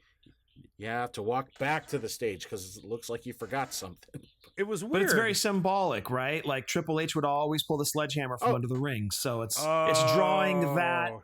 right? So I yeah, appreciate it the sucked because symbolism, but You're much Yeah. more of a deep thinker than we are. That actually makes sense now that you said it. Okay. that's why it was done, but I agree it didn't flow. It Like did Cody not walks flow. down, they has to go back up, and it's like, okay. Yeah, yeah. So he smashes the throne, and it's actually fairly anticlimactic. There's just like one puff of smoke. And just Smoke. Like It's like the explosion match that AEW had several pay-per-views later yeah, right. with Yeah. Omega and whoever the fuck, Kingston. Yeah, right. It was just like a little, it was like those little Yeah. popper things you throw on the ground. It was like It was that. like a sparkler. Yeah, and like just like the corner of it fell off. Like you expect Yeah. it to like burst into flames or something. Like they're gonna do some actual Yeah. pyro with it or some shit, but nah, it just kind of fucking crumbles a little bit. Yeah. So it was a cool idea, but it was, I don't Yeah, know. the execution was just not there. Yeah, they could have fucking not Drunk- had Kong on the show and fucking put a little more money into that. drunk fact, this is actually where Orange Cassidy got the idea for his pyro. I don't know what his pyro is. Is it sparklers? No, it's pretty much like one single lame, a single firework, Okay. The Gilbert. pretty much. Tony's not wasting enough money on his salary. He wants to waste money on fucking sparklers for him too. Yeah. Whatever. Also, in the Not our money. just cool to point out in the montage before this, Cody is training with MJF. That was interesting. Yeah. Yeah, they're homies. Cody gets in the ring and he kisses the mat, which is disgusting, but at least John Moxley hasn't been here yet. Spoilers, come on, man. Well, I mean, I wrote that down before, I was just like, hey, Moxley doesn't work there. If you're going to kiss the mat, do it before they fucking hire his filthy ass. 'Cause that's, that's the fucking fast lane to a fucking STD. Is that really the grossest kissing of a walking or floor surface that you've seen? No, before? it was you at fucking Disneyland kissing the ground Thank you. by a mile. Thank you yeah. very much. Yeah, it was disgusting. I mean, you at least poured tea on it, but whatever. I think that just makes it taste a little better. No, we walked through the gates of Disneyland. You got on your knees and kissed it, and I didn't know you were going to do this. So you can imagine my shock. I was like, you know how many fucking hundreds of thousands of feet step on that spot right there? You know what I mean? I understand what I signed up for. But yeah. Yeah. Plus, also, feet are pretty cool. So Goldust, shit. Goldust comes to the ring, or Dustin comes to the ring, and this crowd is on fucking fire. This is like JR likes to say, it has a big match feel, and he might have said that. This was a match we'd all wanted for years when they were in WWE, because everybody loved Cody, and they just treated him like shit. They made him Stardust, and it was stupid. And I think they did have a match as Goldust and Stardust, but that wasn't what anybody wanted. They were a tag team. They were a tag team, but didn't they at one point break up and have they went on third at Backlash or some shit? Maybe, yeah. I mean, that did. sounds like something they do. I think they did, yeah. But we never got this match. We never got a big match that gave him time and had a story, like a personal story behind him. So it was a big deal because everybody loved Gold. You know, everybody loves Dustin. Everybody loves Cody. Still do. So yeah, this was a big fucking deal. And it was great. They start out with a really strong lockup, and it's a strong lockup by two guys who know how to do a lockup, which sounds crazy, but a lot of people's lockups look like shit when they do it. Yeah, Chuck Taylor, we're looking at you. Exactly. It's exactly what I was going to say. I bet Chuck Taylor's lockup looks like fucking garbage. But these guys look like two guys who were trying to dominate each other and push each other around the ring. It just, boom, right away, you just see the quality of wrestler, like, go way up several levels when this match starts. Like, nobody on the show prior to this is as good as either of these guys. Not even, I don't think anyone's even really close to as good as these guys. Cody kind of quickly does the Stardust cartwheel and taunts Dustin, which was pretty cool. And then they end up outside the ring, and they're wrestling outside the ring. What is Cody doing? Could you guys figure it out? Like, he's acting like he's going to toss Dustin into the first row, and he's pointing at someone and telling them to move, but then they don't move, and then Dustin ends up getting away from him, and then he tells people move again. And I can't tell what it is. And then Dustin eventually gets up. He gets him on the apron and does a senton onto Cody. But what was he doing? Who was he talking to? Could you tell? I couldn't tell. Okay. I just remember right before that senton, great reversal, just spinning on that bottom rope into a kick on Cody. Yeah. Mm-hmm. Well, they get back inside the ring, and Cody does Dustin does the Dusty punches, you know, the fucking rights, and then he fucking winds up for the bionic elbow, and Cody takes a powder. And up until this point, I actually wasn't sure if either of them was really going to be much of a heel, you know. I couldn't remember the angle going into it very well, but they just both were so over with the fans, you know. And it was the first time someone did some heel shit, but yeah, it was great. Cody's just like, fuck this. He dove right out the fucking ring before he took that elbow. And I wrote, my next note is, this is awesome. And you can already tell, dude, and the crowd was way into it. It was it had that big match feel for sure. Yeah. Cody gets back in, and Earl gets distracted for a second. Cody gets Earl distracted while Dustin's against the ropes. Brandy throws water in Dustin's eyes, which is just enough of a distraction for Cody to take over. And then Marvez starts talking about, I don't know why he starts talking about now. He starts talking about Dustin works with the Austin police and shit and goes on like police missions and shit. You imagine getting pulled over and it's Goldust? Like, it'd be funnier than Wayne's World when the dude gets pulled over by the T-1000. By the Goldust pulls you over. Have you seen this boy? What if Goldust? Hey, does fucking Ahmed Johnson live in Texas? Wouldn't that be funny if Goldust pulled? So Goldust is back in control. I'm gonna leave you with this. I'm trying not to call him Goldust. Dustin's back in control before long, and he sets up the Golden Globes, which is, for people who don't know the Golden Globes, he backs you into the corner. He puts both of your legs over the second rope, so your legs are spread, and you're kind of half-ass sitting on the turnbuckle. And the theory is he kicks the turnbuckle. He doesn't kick your balls. He kicks the turnbuckle into them. And he pulls the fucking Cody pulls the buckle cover off before Dustin can kick it. So it's like, well, now he's going to kick the buckle. Well, Dustin goes for it anyway, but Cody like somehow quickly moves out of the way, does a drop toe hold, and Dustin goes face first into the fucking buckle, the exposed buckle. And then he rolls to the outside and Brandy hits him with a spear. So they're fucking him up now. Yeah, And clear then- heel and face in this match now. Yes, now it's like very clear. So you got Cody taking the powder, you got Brandy throwing water in his eyes. Now you got Brandy in those heels giving him a spear. And Earl, Good it wasn't clear if spear, Earl too. saw. Yeah, it was Yeah. decent. Yeah, Not Earl, bad. Earl caught that, and Earl comes out and tosses Brandy. And I sort of felt like the point of it was to get Earl over, you know, because people just love Earl.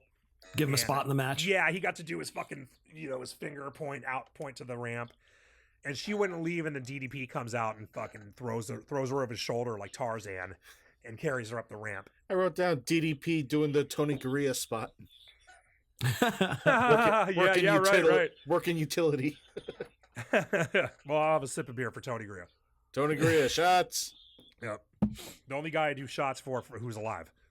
And at this point, if there was ever any question if Vince was behind AEW, which there were rumors about, he was not, because you do not get a Brandy ass shot as while DDP's got her over his shoulder.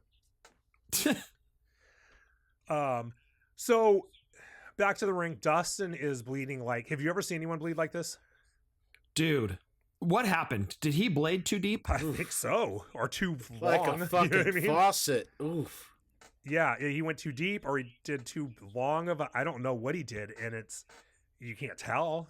Excalibur said a waterfall of blood. Yeah. And I don't think that there was a better description of it, because every time his head was down or he was facing the mat, dude, You it was could literally just see pouring. the drops. It was a solid Yeah. stream. You could just see a solid stream of blood. Like it almost looked like and it wasn't, but it almost looked like a stringy thing. You know what I mean? Like Like A but it consistent wasn't. drip. It was or- a solid, yeah. solid stream, dude. Like an unbroken stream of blood from his head to the fucking And mat. it never formed a clot. It No. never stopped. Like if for No. whatever point in this match to the very end, it continued to waterfall and gush. Yeah. And it was fucking gnarly, dude. Yeah. But it added so much to this. Yeah, it was gushing like the porn classic, Gush. God damn it, dude. And Gush 2. That's the one I had. I had Gush 2. The famed Sally sequel. 22. Yeah, I only got the sequel. I never watched the original. Your standards. Yeah, exactly. So Cody's punching him, and Dustin goes down on his ass in the corner, and you can just see the blood everywhere.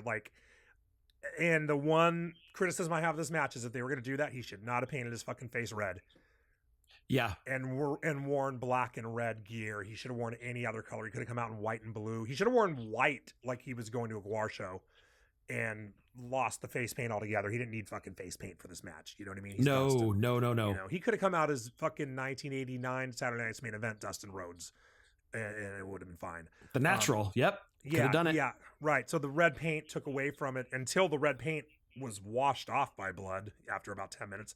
Then it was all blood. But yeah, and they're saying that Dustin can't see, and that's probably legit. He probably can't. Probably really true. see. Yeah. Yeah. I mean, it had to be impairing his vision. Cody goes for a double axe handle, and Dustin dodges it. But Cody charges him, and he hits that Dustin power slam. But he can't do shit. Dustin does the Dustin power bomb, but he can't do shit. So he ends up in a figure 4. And then Cody takes Him and the weight Orton belt off. have the best fucking power slams, Best dude. power slams. Yes, absolutely, dude. His is just as good as Orton's. Yeah. Yeah. So then they're both back up. He gets out of the figure 4. Cody's going to use the weight belt on Dustin, but Earl takes it away from him. Dustin atomic drops Cody, and he ends up somehow he goes from an atomic drop to standing on the first rope. And Dustin takes that belt. He pulls Cody's pants down like Dom and fucking Ray at 39, and whips his ass with that fucking rope. Exposed Or with that belt, ass. I mean. Yeah. He whips Yeah, his exposed ass with that belt, and the place is on fire, and then Dustin hits a destroyer, and the place goes completely fucking banana. Yep. By the way, belt says attitude killer. Attitude killer. Yep. Yeah. So then we end up on the top rope. Dustin does a superplex, and he kind of loses his balance when he goes to do it. Like his foot, it was like he took his right foot off at the wrong time or something. I couldn't really tell how he did it, but he sort of lost his balance. But Cody managed to save the move midair. But they almost wiped out Earl somehow. Like Earl was in the wrong spot, and maybe they came a little closer to Earl because of that balance issue. But they almost fucking killed Earl. Like Earl kind of fucking laid backwards, but held onto the top rope and sort of shimmied himself back up. Yeah, they were a little more to his side than he thought they were going to be, I think, because like you mentioned, Dustin lost his balance and shifted the angle of the drop, and I think they got a little too close to Earl for comfort. Mm-hmm. Yeah. Cody kicks out of 2, and the place is going fucking wild. Cody hits a dick kick while Earl is dealing with Dustin's blood on him at this point, because now they're all covered in blood. Like Cody Rhodes looks like he murdered someone. Earl looks like he was the fucking first person on the scene and slipped in it. So Earl's over there like trying to get blood off of his arm, and misses the dick kick, which was a great fucking way for a referee to be distracted. Like completely. Yeah, blood's on me. Yeah, it's all over the mat too. It's so gross, dude. Yeah, it's a horror scene. Yeah, it's like Terrifier. Dustin somehow kicks it 2 after that. Well, Cody hits a springboard kick and then the crossroads after the dick kick, and somehow Dustin, having lost fucking 3 pints of blood, still kicks out.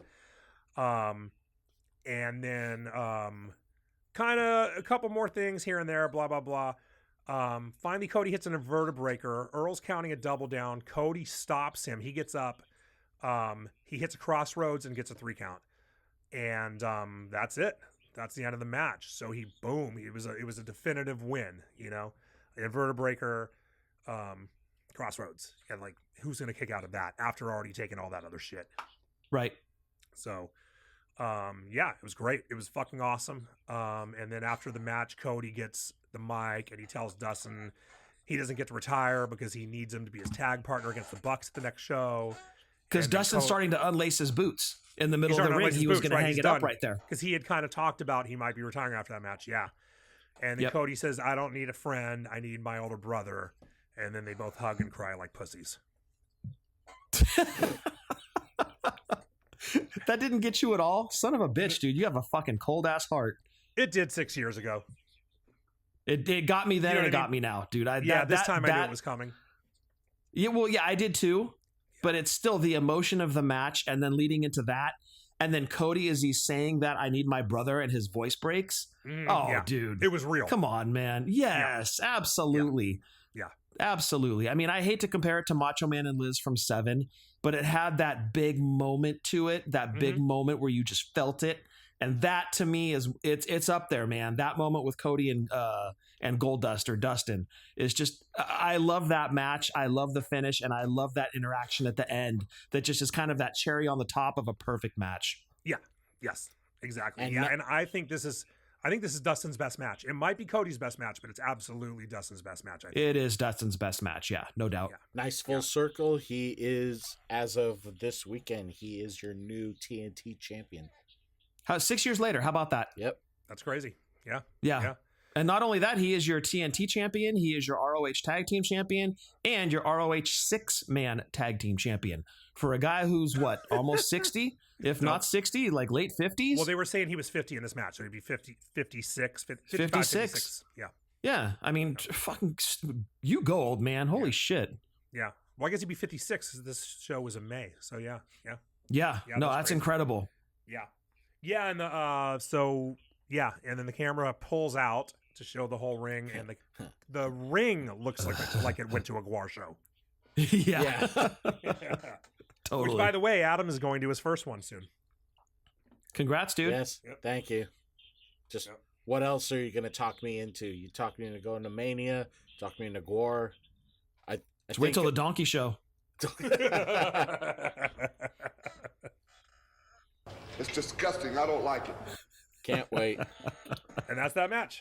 We get a montage of the pre-show battle royal. Stake was if a winner will end up facing the winner of that faces the winner of the main event in one of the next pay-per-views to be the inaugural AEW World Champion. Tommy Dreamer's in it. So is Sabu's killer, Joey Janela. Yep. Oh, dude. But your featured ones as possibly your future of AEW Luchasaurus, Jungle Boy, Cassidy, but ending up your eventual winner hanging on at the end is Hangman Adam Page. Yeah, which actually made sense. He was a pretty big deal, you know. I mean, as far as like these are all indie guys, but as indie guys go, he was a pretty big deal. He was also one of the OGs, one of the, the founders. Yes, exactly. Yeah, he was one of the first guys to be involved with the company. I thought he was like a world of potential for someone to be one of the faces of the company. You know what I mean? Good look, good in the ring. I thought he was a star, or you know, could have been a star. You know, wasn't yet, but was on his way to it. So I thought he was a really good choice for that. And I thought Joey Janela going head first to a table in the Battle Royal was also a very good choice. And I thought Jimmy Havoc being on the fucking dark match was a good choice. All right. Well, let's see. We have a new ring announcer that shows up, Jack Whitehall. Didn't even catch that. I fucking tuned out the ring announcing at this point. Yeah. I don't know. It was British accent. Would you have listened to it better, or would it sound hotter? I mean, was it fucking Liz Hurley? You know what I mean? Hell fucking no. It wasn't even I don't Grant. know. You Yeah. know what I mean? I didn't hear the dude's voice. That's true. Yeah, I mean, all right. it Well, couldn't be anyways, he couldn't be worse than Justin fucking Roberts. You know what I mean? Like, I'm not gonna say someone's better just because they have an English accent, unless it's a chick. But God, Elizabeth Hurley is she just ages so well. she was actually, you know, I have this big ultra wide screen, and I had my other browser open, and she was on. I just put her back on. Actually, she was on one window on my screen when we started because I have my Plex open on that screen, and I have Bedazzled in my Plex account. So she with the Snake and Brandon Fraser. Yeah. Oh my God, dude, it's the greatest fucking. I love that movie. I love it. I probably watched it 3 or 4 times. I've probably seen it close to 100 times. I saw it in the theater. I love that movie so much. And I mean, that's peak Elizabeth Hurley right there. Love it. But Bret Hart comes out to put your dick away. It would be out if I hadn't. It might be out if I hadn't already had all that whiskey and a beer. I don't know how much. I don't know how much I'll be able to do with it at this point. Why don't you talk about Jericho and Omega? And there goes the beer. Look at this picture right here.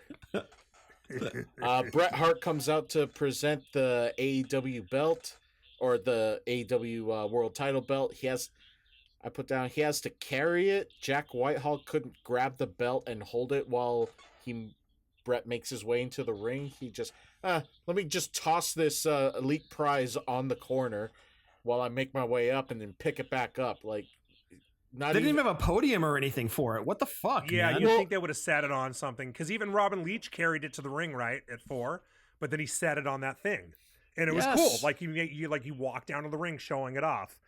Yes, but yeah, then he set it on the podium. But Brett's just holding it in a bag, like fucking in a Jake bag. Snake. Yeah, right.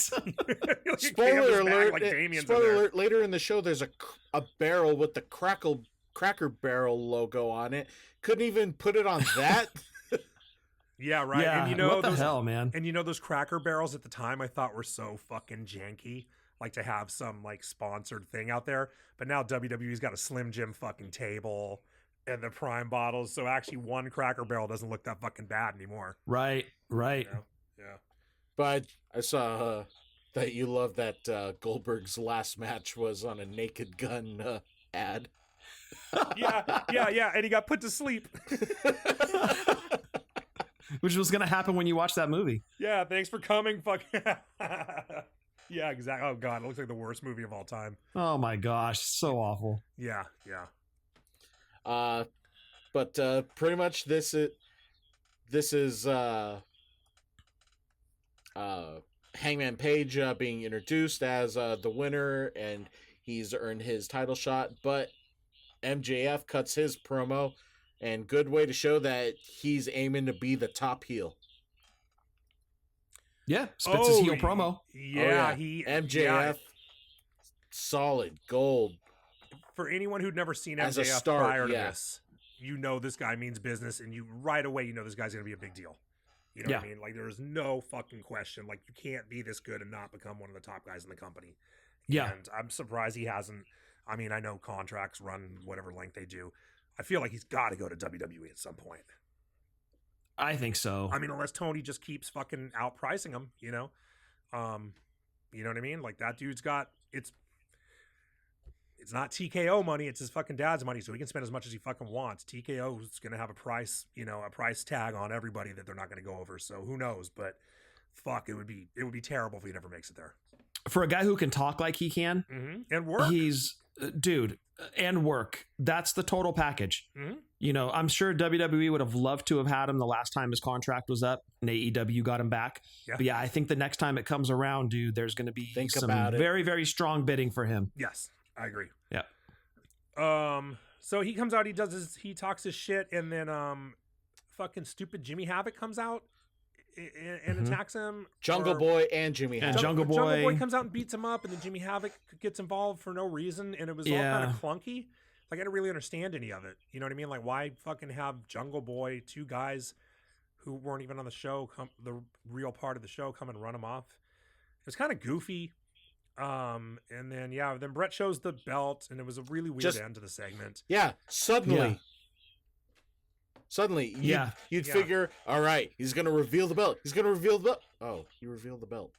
Yeah, and it wasn't even held up to hard camera.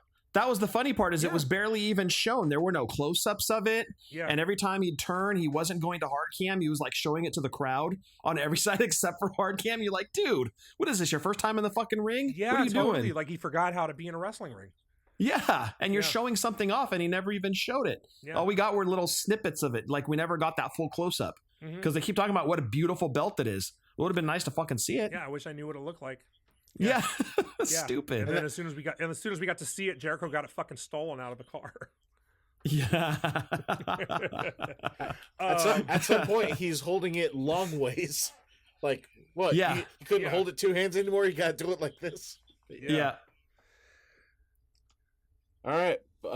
Next match. This is your lone title match of the night.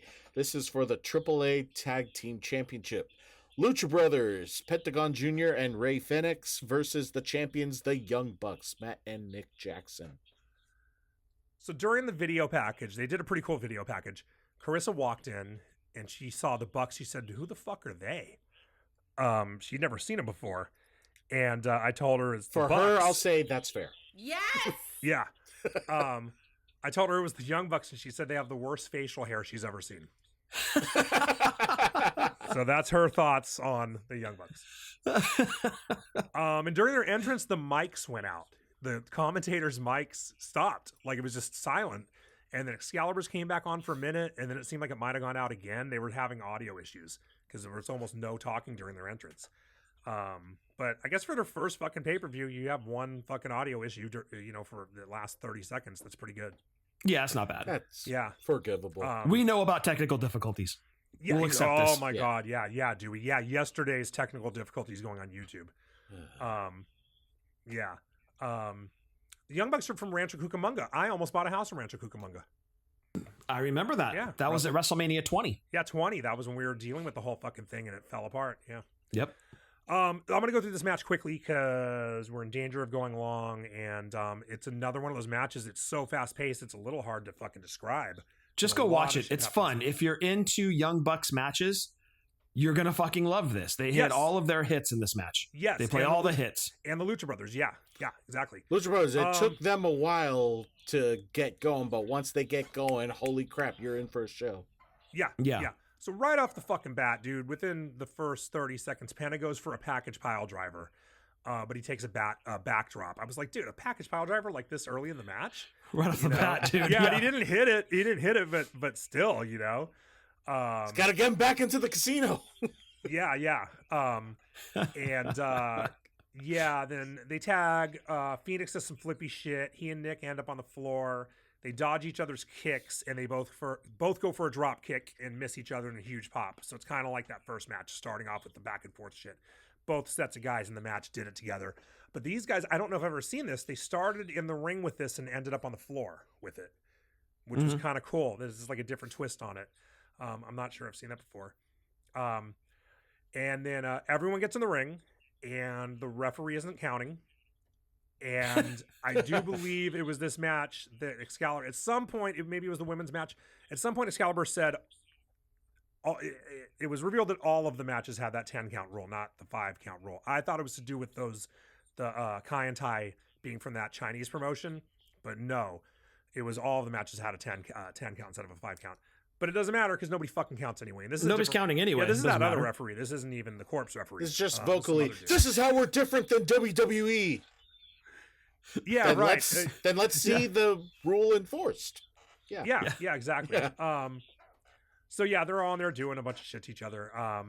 And it went on for, I was timing it, went on for over a minute that they were all in the ring without a count going. Matt somehow got tagged in. They eventually split up. Matt got tagged in and he takes everybody out. He gorilla pressed Penna. And I thought that was pretty impressive for a little dude. I know Penna's helping him do it. You know what I mean? Penna's Look good though. Yeah, look good. I mean, yeah, look good. Penna's doing a push up off of him to help. But yeah, no, that was pretty cool. Like a big fucking power move from a little guy. Mm-hmm. And then we get a pretty cool spot where Phoenix. I always want to say Phoenix because that stupid band that I believe that's the way it's pronounced. But Phoenix runs up the corner holding Matt's hand, kind of like old school, while Nick is crotched on the top rope. And Love that part. he's got Nick to his back. He mule kicks Nick in the face. Then he turns around and he Hurricane Ranas him off the top rope. Which Badass After spot. Awesome. That was springboarding a from badass- the adjacent rope and back onto him, all while still holding on. Yes, Yeah. exactly. Yeah. And then he ducks a clothesline from Matt and hits an RKO for a 2, and the crowd is on their feet. Like the crowd is loving this. Oh yeah. A couple just I'll hit the highlights. We get a buckle bomb enziguri combo, which was a pretty cool move. I think that was Matt did that, if I remember right.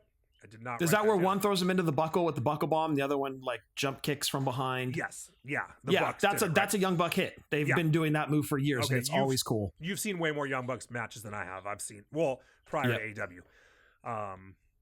You never watched AEW. I watched for a long time. I might have actually seen more of their matches than you have overall. You might have, yeah. but You you've might definitely have seen more before AEW than I have. Well, between ROH, TNA, and PWG. Yeah, I saw a lot of Bucks matches. Yeah.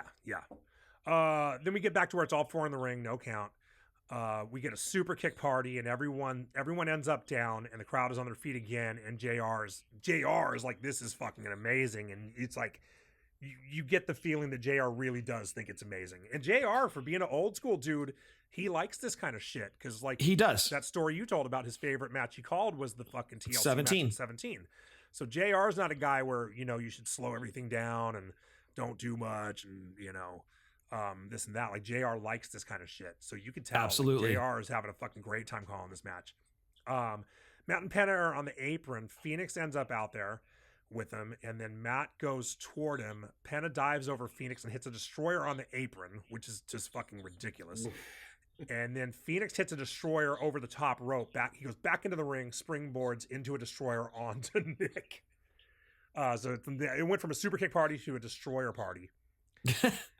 And for the finish, the Bucks set up the Meltzer driver, but Phoenix hits Nick, and Penna does that fucked up arm snap on Matt, right?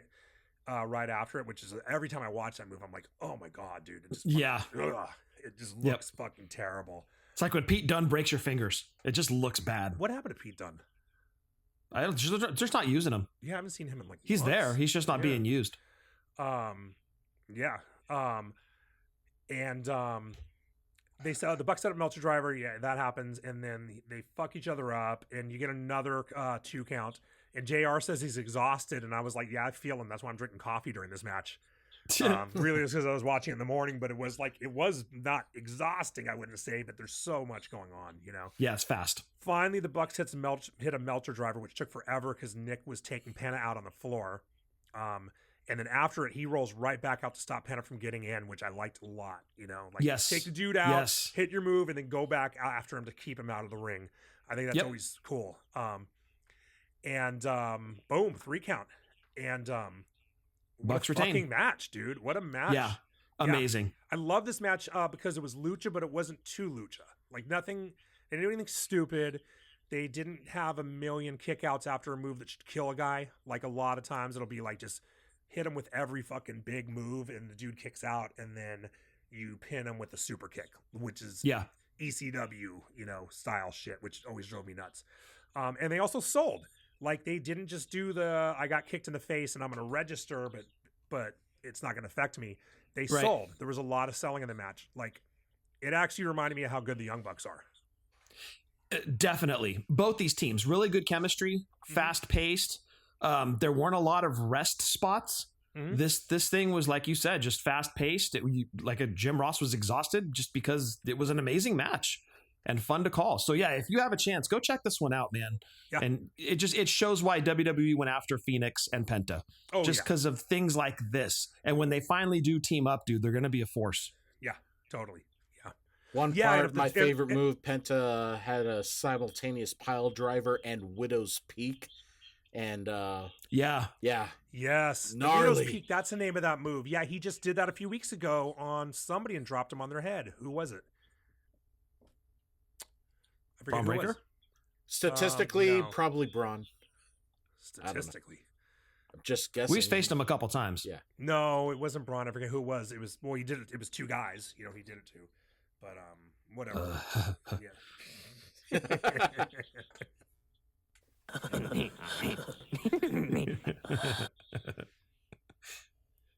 Nice. And that's that match. All right. I just love that. A lot of high risk moves, probably banned in WWE, but not necessarily violent. So yeah, definitely a very unique atmosphere with this one. But we have reached the main event. Stipulation, this is a singles match where the winner faces Hangman Adam Page at All Out to become the inaugural All Elite Wrestling World Champion. The second match featuring these two, previous one was won by Kenny Omega at Wrestle Kingdom 12 in 2018 for the IWGP US title. But they are meeting again. Kenny Omega versus Chris Jericho. Probably your top two signings for AEW. That's not a founder, and referee is Paul Turner. Okay, first of all, I disagree. The top two signings were Jericho and Jim Ross, not Kenny Omega. Okay, that's right. I mean, Jim Ross is as much of a star in wrestling as anybody. You know what I mean? Like you talk about household names. You talk top about two wrestling signings. You talk about that's not a founder. I read that as wrestling signings when Adam said that. Okay, I would agree on Jim Ross, but yeah. If you're saying just in-ring talent, yes, it would probably be these two. Well, no, I would say it'd be Cody, honestly. But Cody was a founder, though. That's not a founder. You said what? Yeah, not okay, founder. So Cody's exempt. Okay. Yeah. Then Omega. Sure. I'll say that for sure. No, but Jim Ross is huge for them, dude. That was brand familiarity. Exactly. Smart. Yeah, when they signed, because I remember when it was like, oh, they signed Jericho, then they announced they signed Jim Ross, and I was like, oh, this shit's the real deal, dude. Yes. Like, this is fucking they're ready for war. Business. Yeah. They're picking up a guy that the network knows. You know what I mean? He's been on TNT before, years ago. Everybody who's ever watched wrestling knows who Jim Ross is. And it's chicken soup for the soul when you hear his voice. So you're going to tune into AEW, and it's an instant familiarity. Yeah, so those would be my top two overall. But yeah, top two in ring, these guys. Totally. I think this match should have gone on in the spot that Dustin and Goldust did. I know that this had world title implications, but I don't necessarily think the world title match even itself always has to go on last. However, given what happens at the end of the match, it made sense.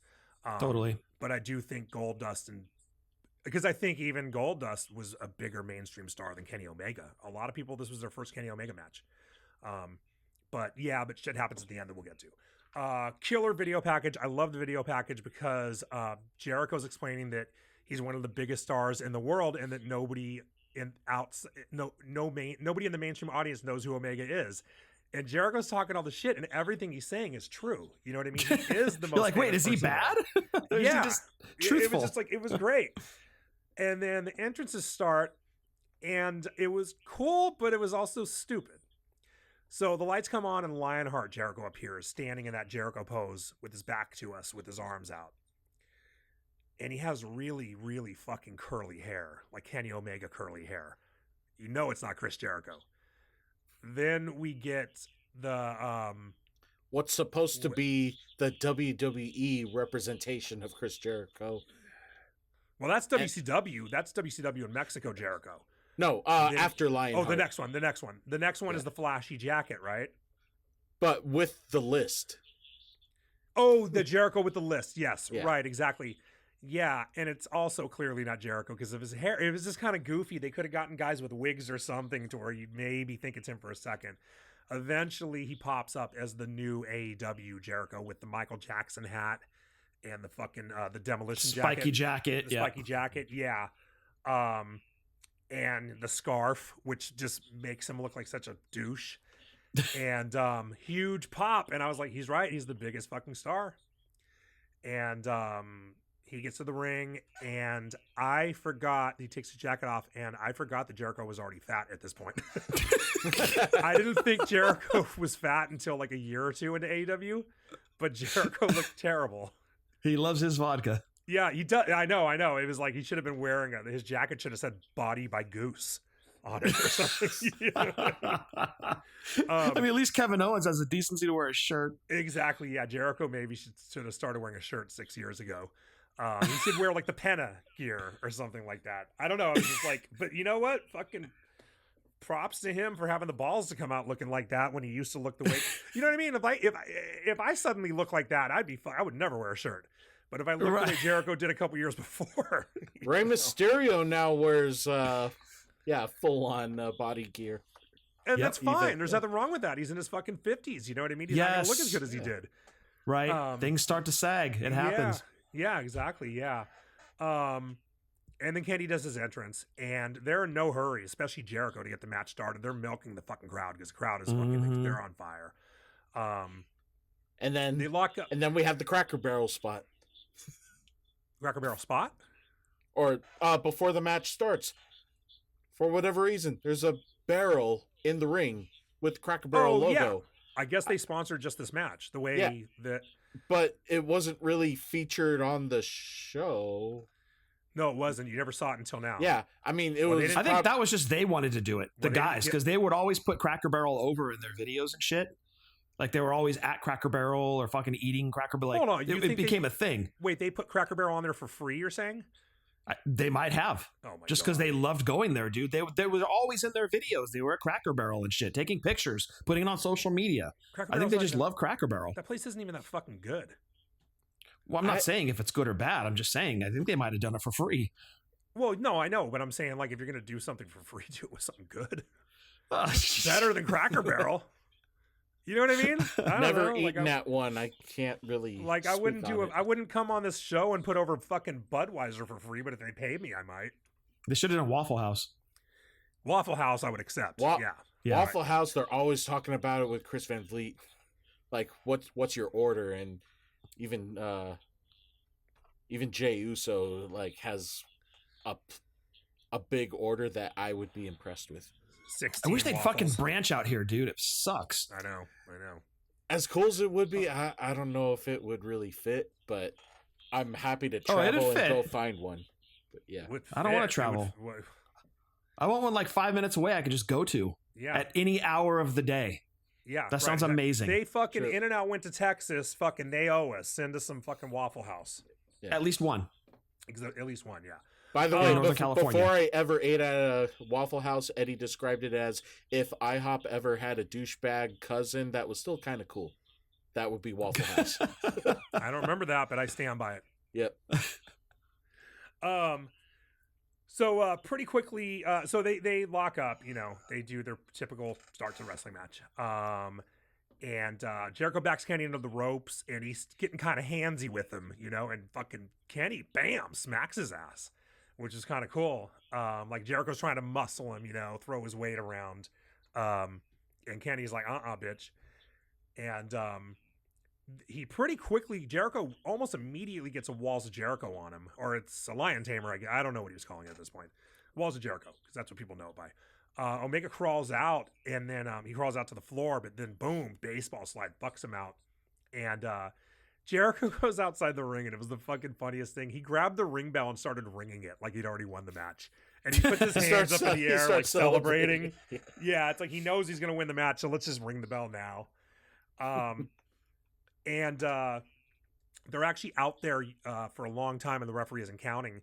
And I appreciated finally Excalibur for 1 second because he pointed that out and he said it's the referee's discretion, which JR's been known to do that. Oh, the referee's giving him a lot of fucking leniency in this match because it's a big match and he doesn't want to count him out in a title match. So I thought that was cool that Excalibur actually, he didn't ignore it. He pointed it out, you know, and explained it. So that was actually Excalibur doing a pretty good job. And then Omega jumps out of the barricades to do a moonsault. And Jericho pushes him into the front row, right into a dude's lap. And I was like, great, get sued before the fucking TV debut. You think they were plants? I think they were plants. Could be. Yeah. Yeah. The way he went down, it did not look like it. Well, what would a plant look like?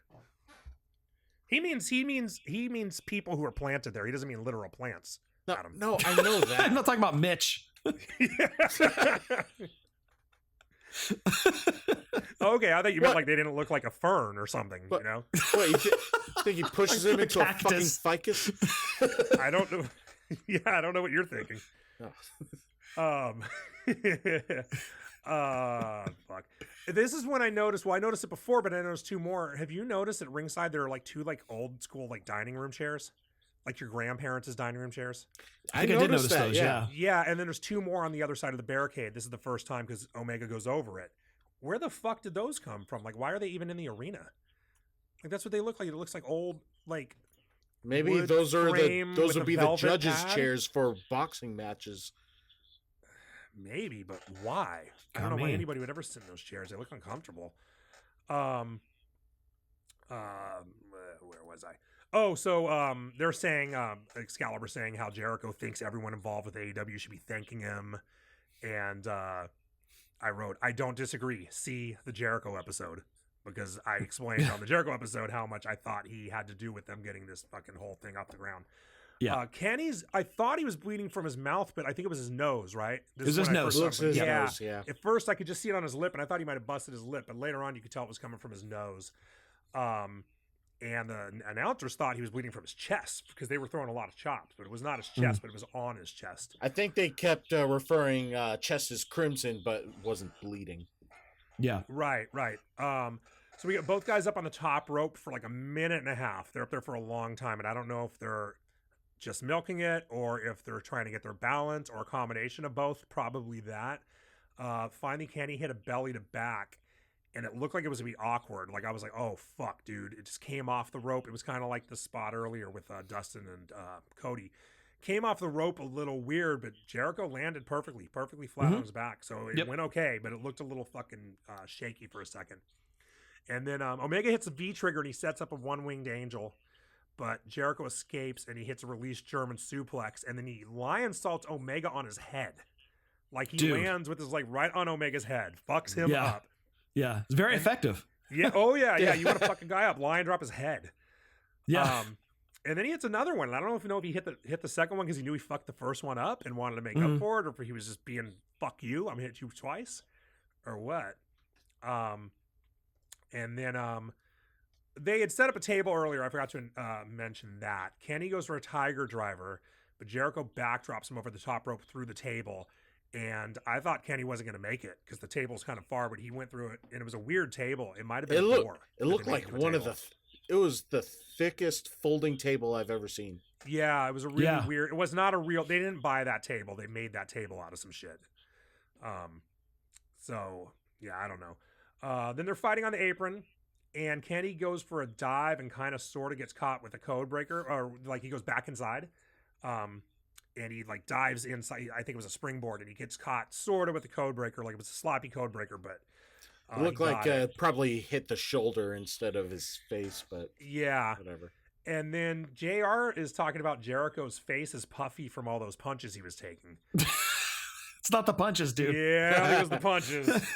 I don't think it was the punches. Maybe Punch was involved, but yeah. Maybe it was Hawaiian Punch. Yeah. I had a little Grey Goose in there, but yeah, it was fucking Milk Punch. Fucking what's this? Well done. Jungle Juice. Some sort of punch. Jericho does a V-trigger, or sorry, Kenny does a V-trigger, and Jericho hits the ropes. Jericho gets a lion tamer on him, and Kenny goes for the ropes. And this is badass. So he's got him in a lion tamer. Jericho pulls him away from the ropes, and then he goes into the old school lion tamer, which I never really understood why he didn't do in WWE, where he stands up more, but he kneels on your fucking head. Yep. Like, it was such a cool move, and I don't know why. It looks amazing. Yeah, he just changed. You're it like, into it's the regular- over. Yeah, he turned it into just the regular Rick Martel Boston Crab later on. I don't really know why. Sometimes he'd go a little more vertical, but he never did the kneeling on the head in WWE.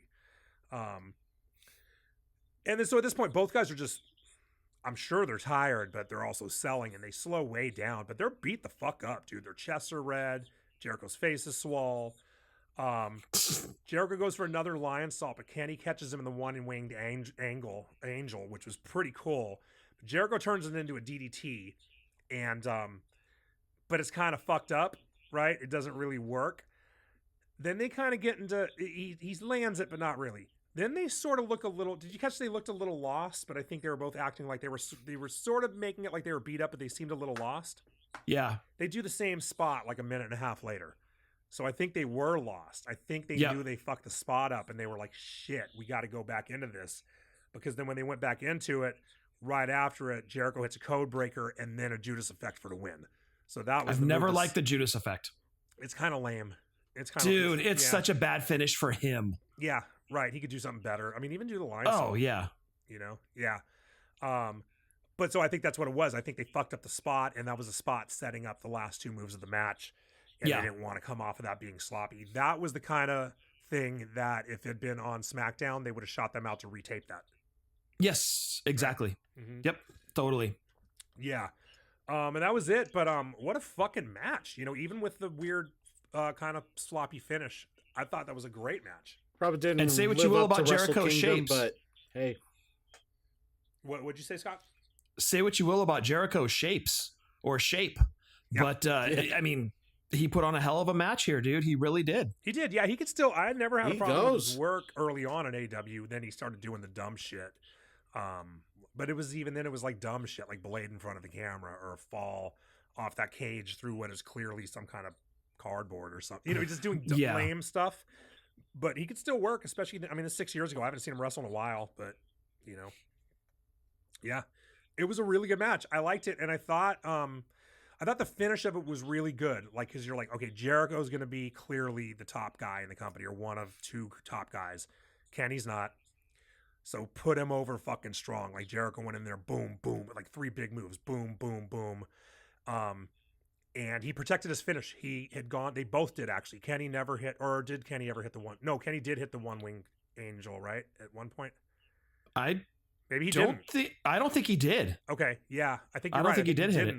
Yeah, and they were both teasing their finish for a long time, and Jericho finally hit it and won with it, which is great. Like, you know, like boom, you finally hit it and you won the match. Which is like I wish more people had that mentality now because there's so many kicking out of finishers. You know, it's to where Cody has to do his crossroads 3 times before he can pin somebody. Like, that's where it is. Right, and it's like, why not tease it twice and hit it once? You know, exactly. And that's what these guys did, and it was great. You know, that's old school, and I loved it. And then Jericho gets on the mic and buries the fans. He points out one hillbilly, calls him a fucking mark, and then who wanders in to filth up the ring? To filth it up. Yeah, John Moxley shows up, and he just beats the fuck out of everybody. He beats pretty much referee Jericho, the ref, and a number on Kenny Omega. He takes Kenny up the stage, and then there's like these big poker chips that are set up, and he fucking ends up tossing him off that. Or he DDT'd him onto it, I think, and then tossed him off Dirty Deeds followed by AA off the chips off the stage. Which is smart, because now you set up your next show with your top 2 matches. You've got Hangman versus Jericho, the winner of that match, and you've got Moxley versus Omega. Yeah, right. Exactly. Ready made. Done. Boom. And I think I don't remember if I ordered the next pay-per-view, but I might have. And you had Cody and Dustin versus the Bucks. So you've already got a very, very strong show, and you didn't need TV for that. Yes, exactly. You didn't need TV, and all these matches have an angle, a good background behind them, you know, that make you want to watch exactly. Them. So yeah, now you're invested. Really, yeah. It's like I kind of wrote in my notes, like I couldn't really think of. Oh, go ahead, Adam. I want to point this out. So I think I forget what day of the week this was, but the very next day, thank you. By the way, Bronson and Marklin Baker have been at a convention. They've been posting stuff together. It's been awesome. But anyways, I remember the next day after this pay-per-view, there was some party at your place, and I don't think you've watched it yet, but you were watching it when I showed up. I distinctly remember after the finish of this match, Moxley comes out, Mox spray painted on the back of his vest. Yes. The two of you jumped up with joy, like, Moxley, he's here, wrestling, fucking wrestling, you guys. We might have been drunk, Adam. Yeah, that sounds like. Well, this is Memorial Day weekend, right? Inebriation levels, regardless of that, that's what happened. Yeah. Well, this would have been Memorial Day weekend, right? So I probably had a party that day. Yep. Yeah. Yep, that makes sense. Yeah, or at least had you guys over anyway. Probably a small party. Yeah. But now I kind of wish Mox would leave. Well, at least take a break now. He should anyway. Yeah, it's just kind of same old shit for 6 years. You know what I mean? Hit a guy with some shit, cut a guy, fucking, swear. And I don't know. He's a bit of a one-trick pony, I think. He's like dropping people on nails now. Like, fucking really? Come on. Yeah, right. Pretty much hit his lunatic gimmick, but now it's not PG. So, or he got dropped on the fucking baseball bat with the nails in it. You know what I mean? It's like, dude, you know how much you could. I saw at Ozfest maybe '99 a literal freak show. They had an actual freak show on the tour with them, and a dude did a spot where he would let someone from the audience throw darts at his back. And you can't fake that. You know what I mean? If you're throwing darts at a dude's back and they're sticking in, you're sticking him with fucking darts. Oh. But even that dude had sense enough to put a strip of wood in front of his spine. You know what I mean? You get a dart in your fucking spinal cord. Yeah. But Moxley takes a fucking a backdrop or whatever it was onto a spiked bat. Are you fucking stupid? Yeah. And Tony Khan lets him do that? Like, it's just crazy. And that's why shit like that is why I don't watch AEW anymore. So that was like the next thing I was gonna say is like, at this point I was so fucking excited for AEW, dude. I think I bought the hat before the show even premiered. Like, I couldn't wait for it, and I was a huge AEW fan for a while, a couple years.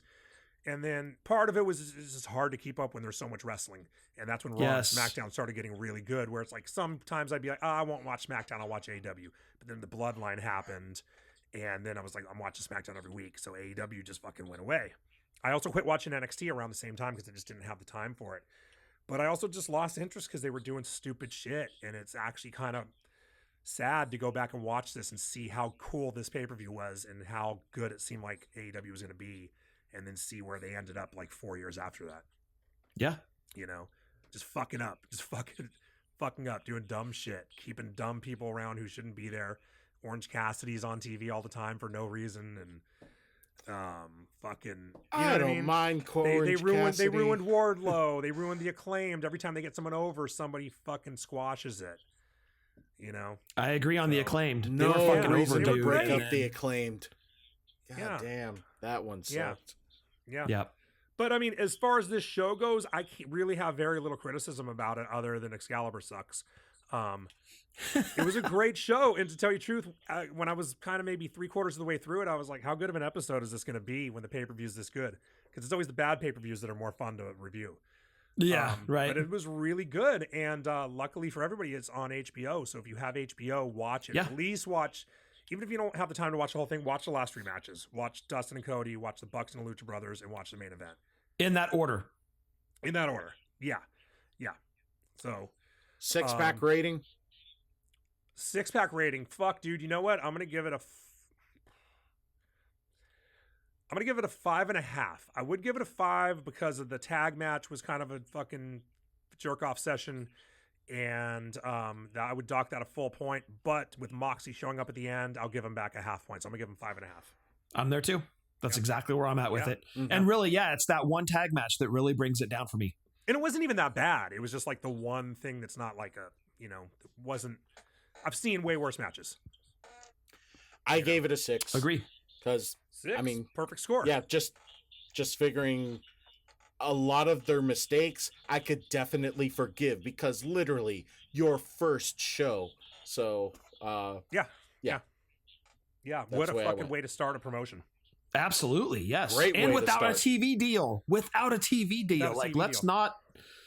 not make a big deal of that. That is a huge deal for them to put on this kind of a production without a TV deal or any TV ahead of this to build your angles, build your characters. Yeah. This was like just raw dog in a pay-per-view, dude, and they nailed it. Yeah, it's sort of like their WrestleMania 1 in a way because WWE had TV, but they didn't have national TV. I mean, they had USA, True. but not a lot of people had cable in 85. So they didn't have national. They hadn't done Saturday Night's Main Event yet. That was later in the year, right? That was like late 85? It was, yes. Yeah, so they hadn't done anything kind of national TV the way TV is now, where everybody can watch it. Yep. You know, it really, so like, it's not exactly the same, but this was the match where they fucking put all their chips in. It was a gamble. It was a gamble on both of them. It was a big fucking gamble on both of them, and they both knocked it out of the park. Absolutely. Yeah, I agree. Yeah. So, yeah, awesome show. Everybody should watch it. It's on HBO. Yep. And that takes care of our coverage of AEW Double or Nothing. And you could watch it on Cinemax Double or Nutting. Maybe not. Skinamax. Skinamax, or one of the other main channels for I'm that. surprised you didn't have Double or Nutting when you did your list of pornographic pay-per-views. I think I said double D's or nothing. I think so. That sounds right. Okay. Yeah. No, but I don't know. I think you also said all in. Should have also said all out. Yeah, you had a couple that were Should have been actual all pay-per-views. in and out. Yeah. That takes care of our coverage of this show. What'd you think of it, and what do you think of our coverage of it? Please let us know on our social media platforms, Twitter, Instagram, and TikTok. Handle is wrestling_drunk. Tell your family, friends, heels, and faces to like, share, and subscribe, and leave us reviews so that algorithm things can go our way. So with Eddie and Scott, I'm Adam, reminding all of you to enjoy your buzz, watch wrestling responsibly, drink like nobody's watching, and we will see you all next time for another great episode. 1, 2, 3. Twat tax, you guys! Forgot I said that. Not appropriate. Gosh. Place in France where the naked ladies dance.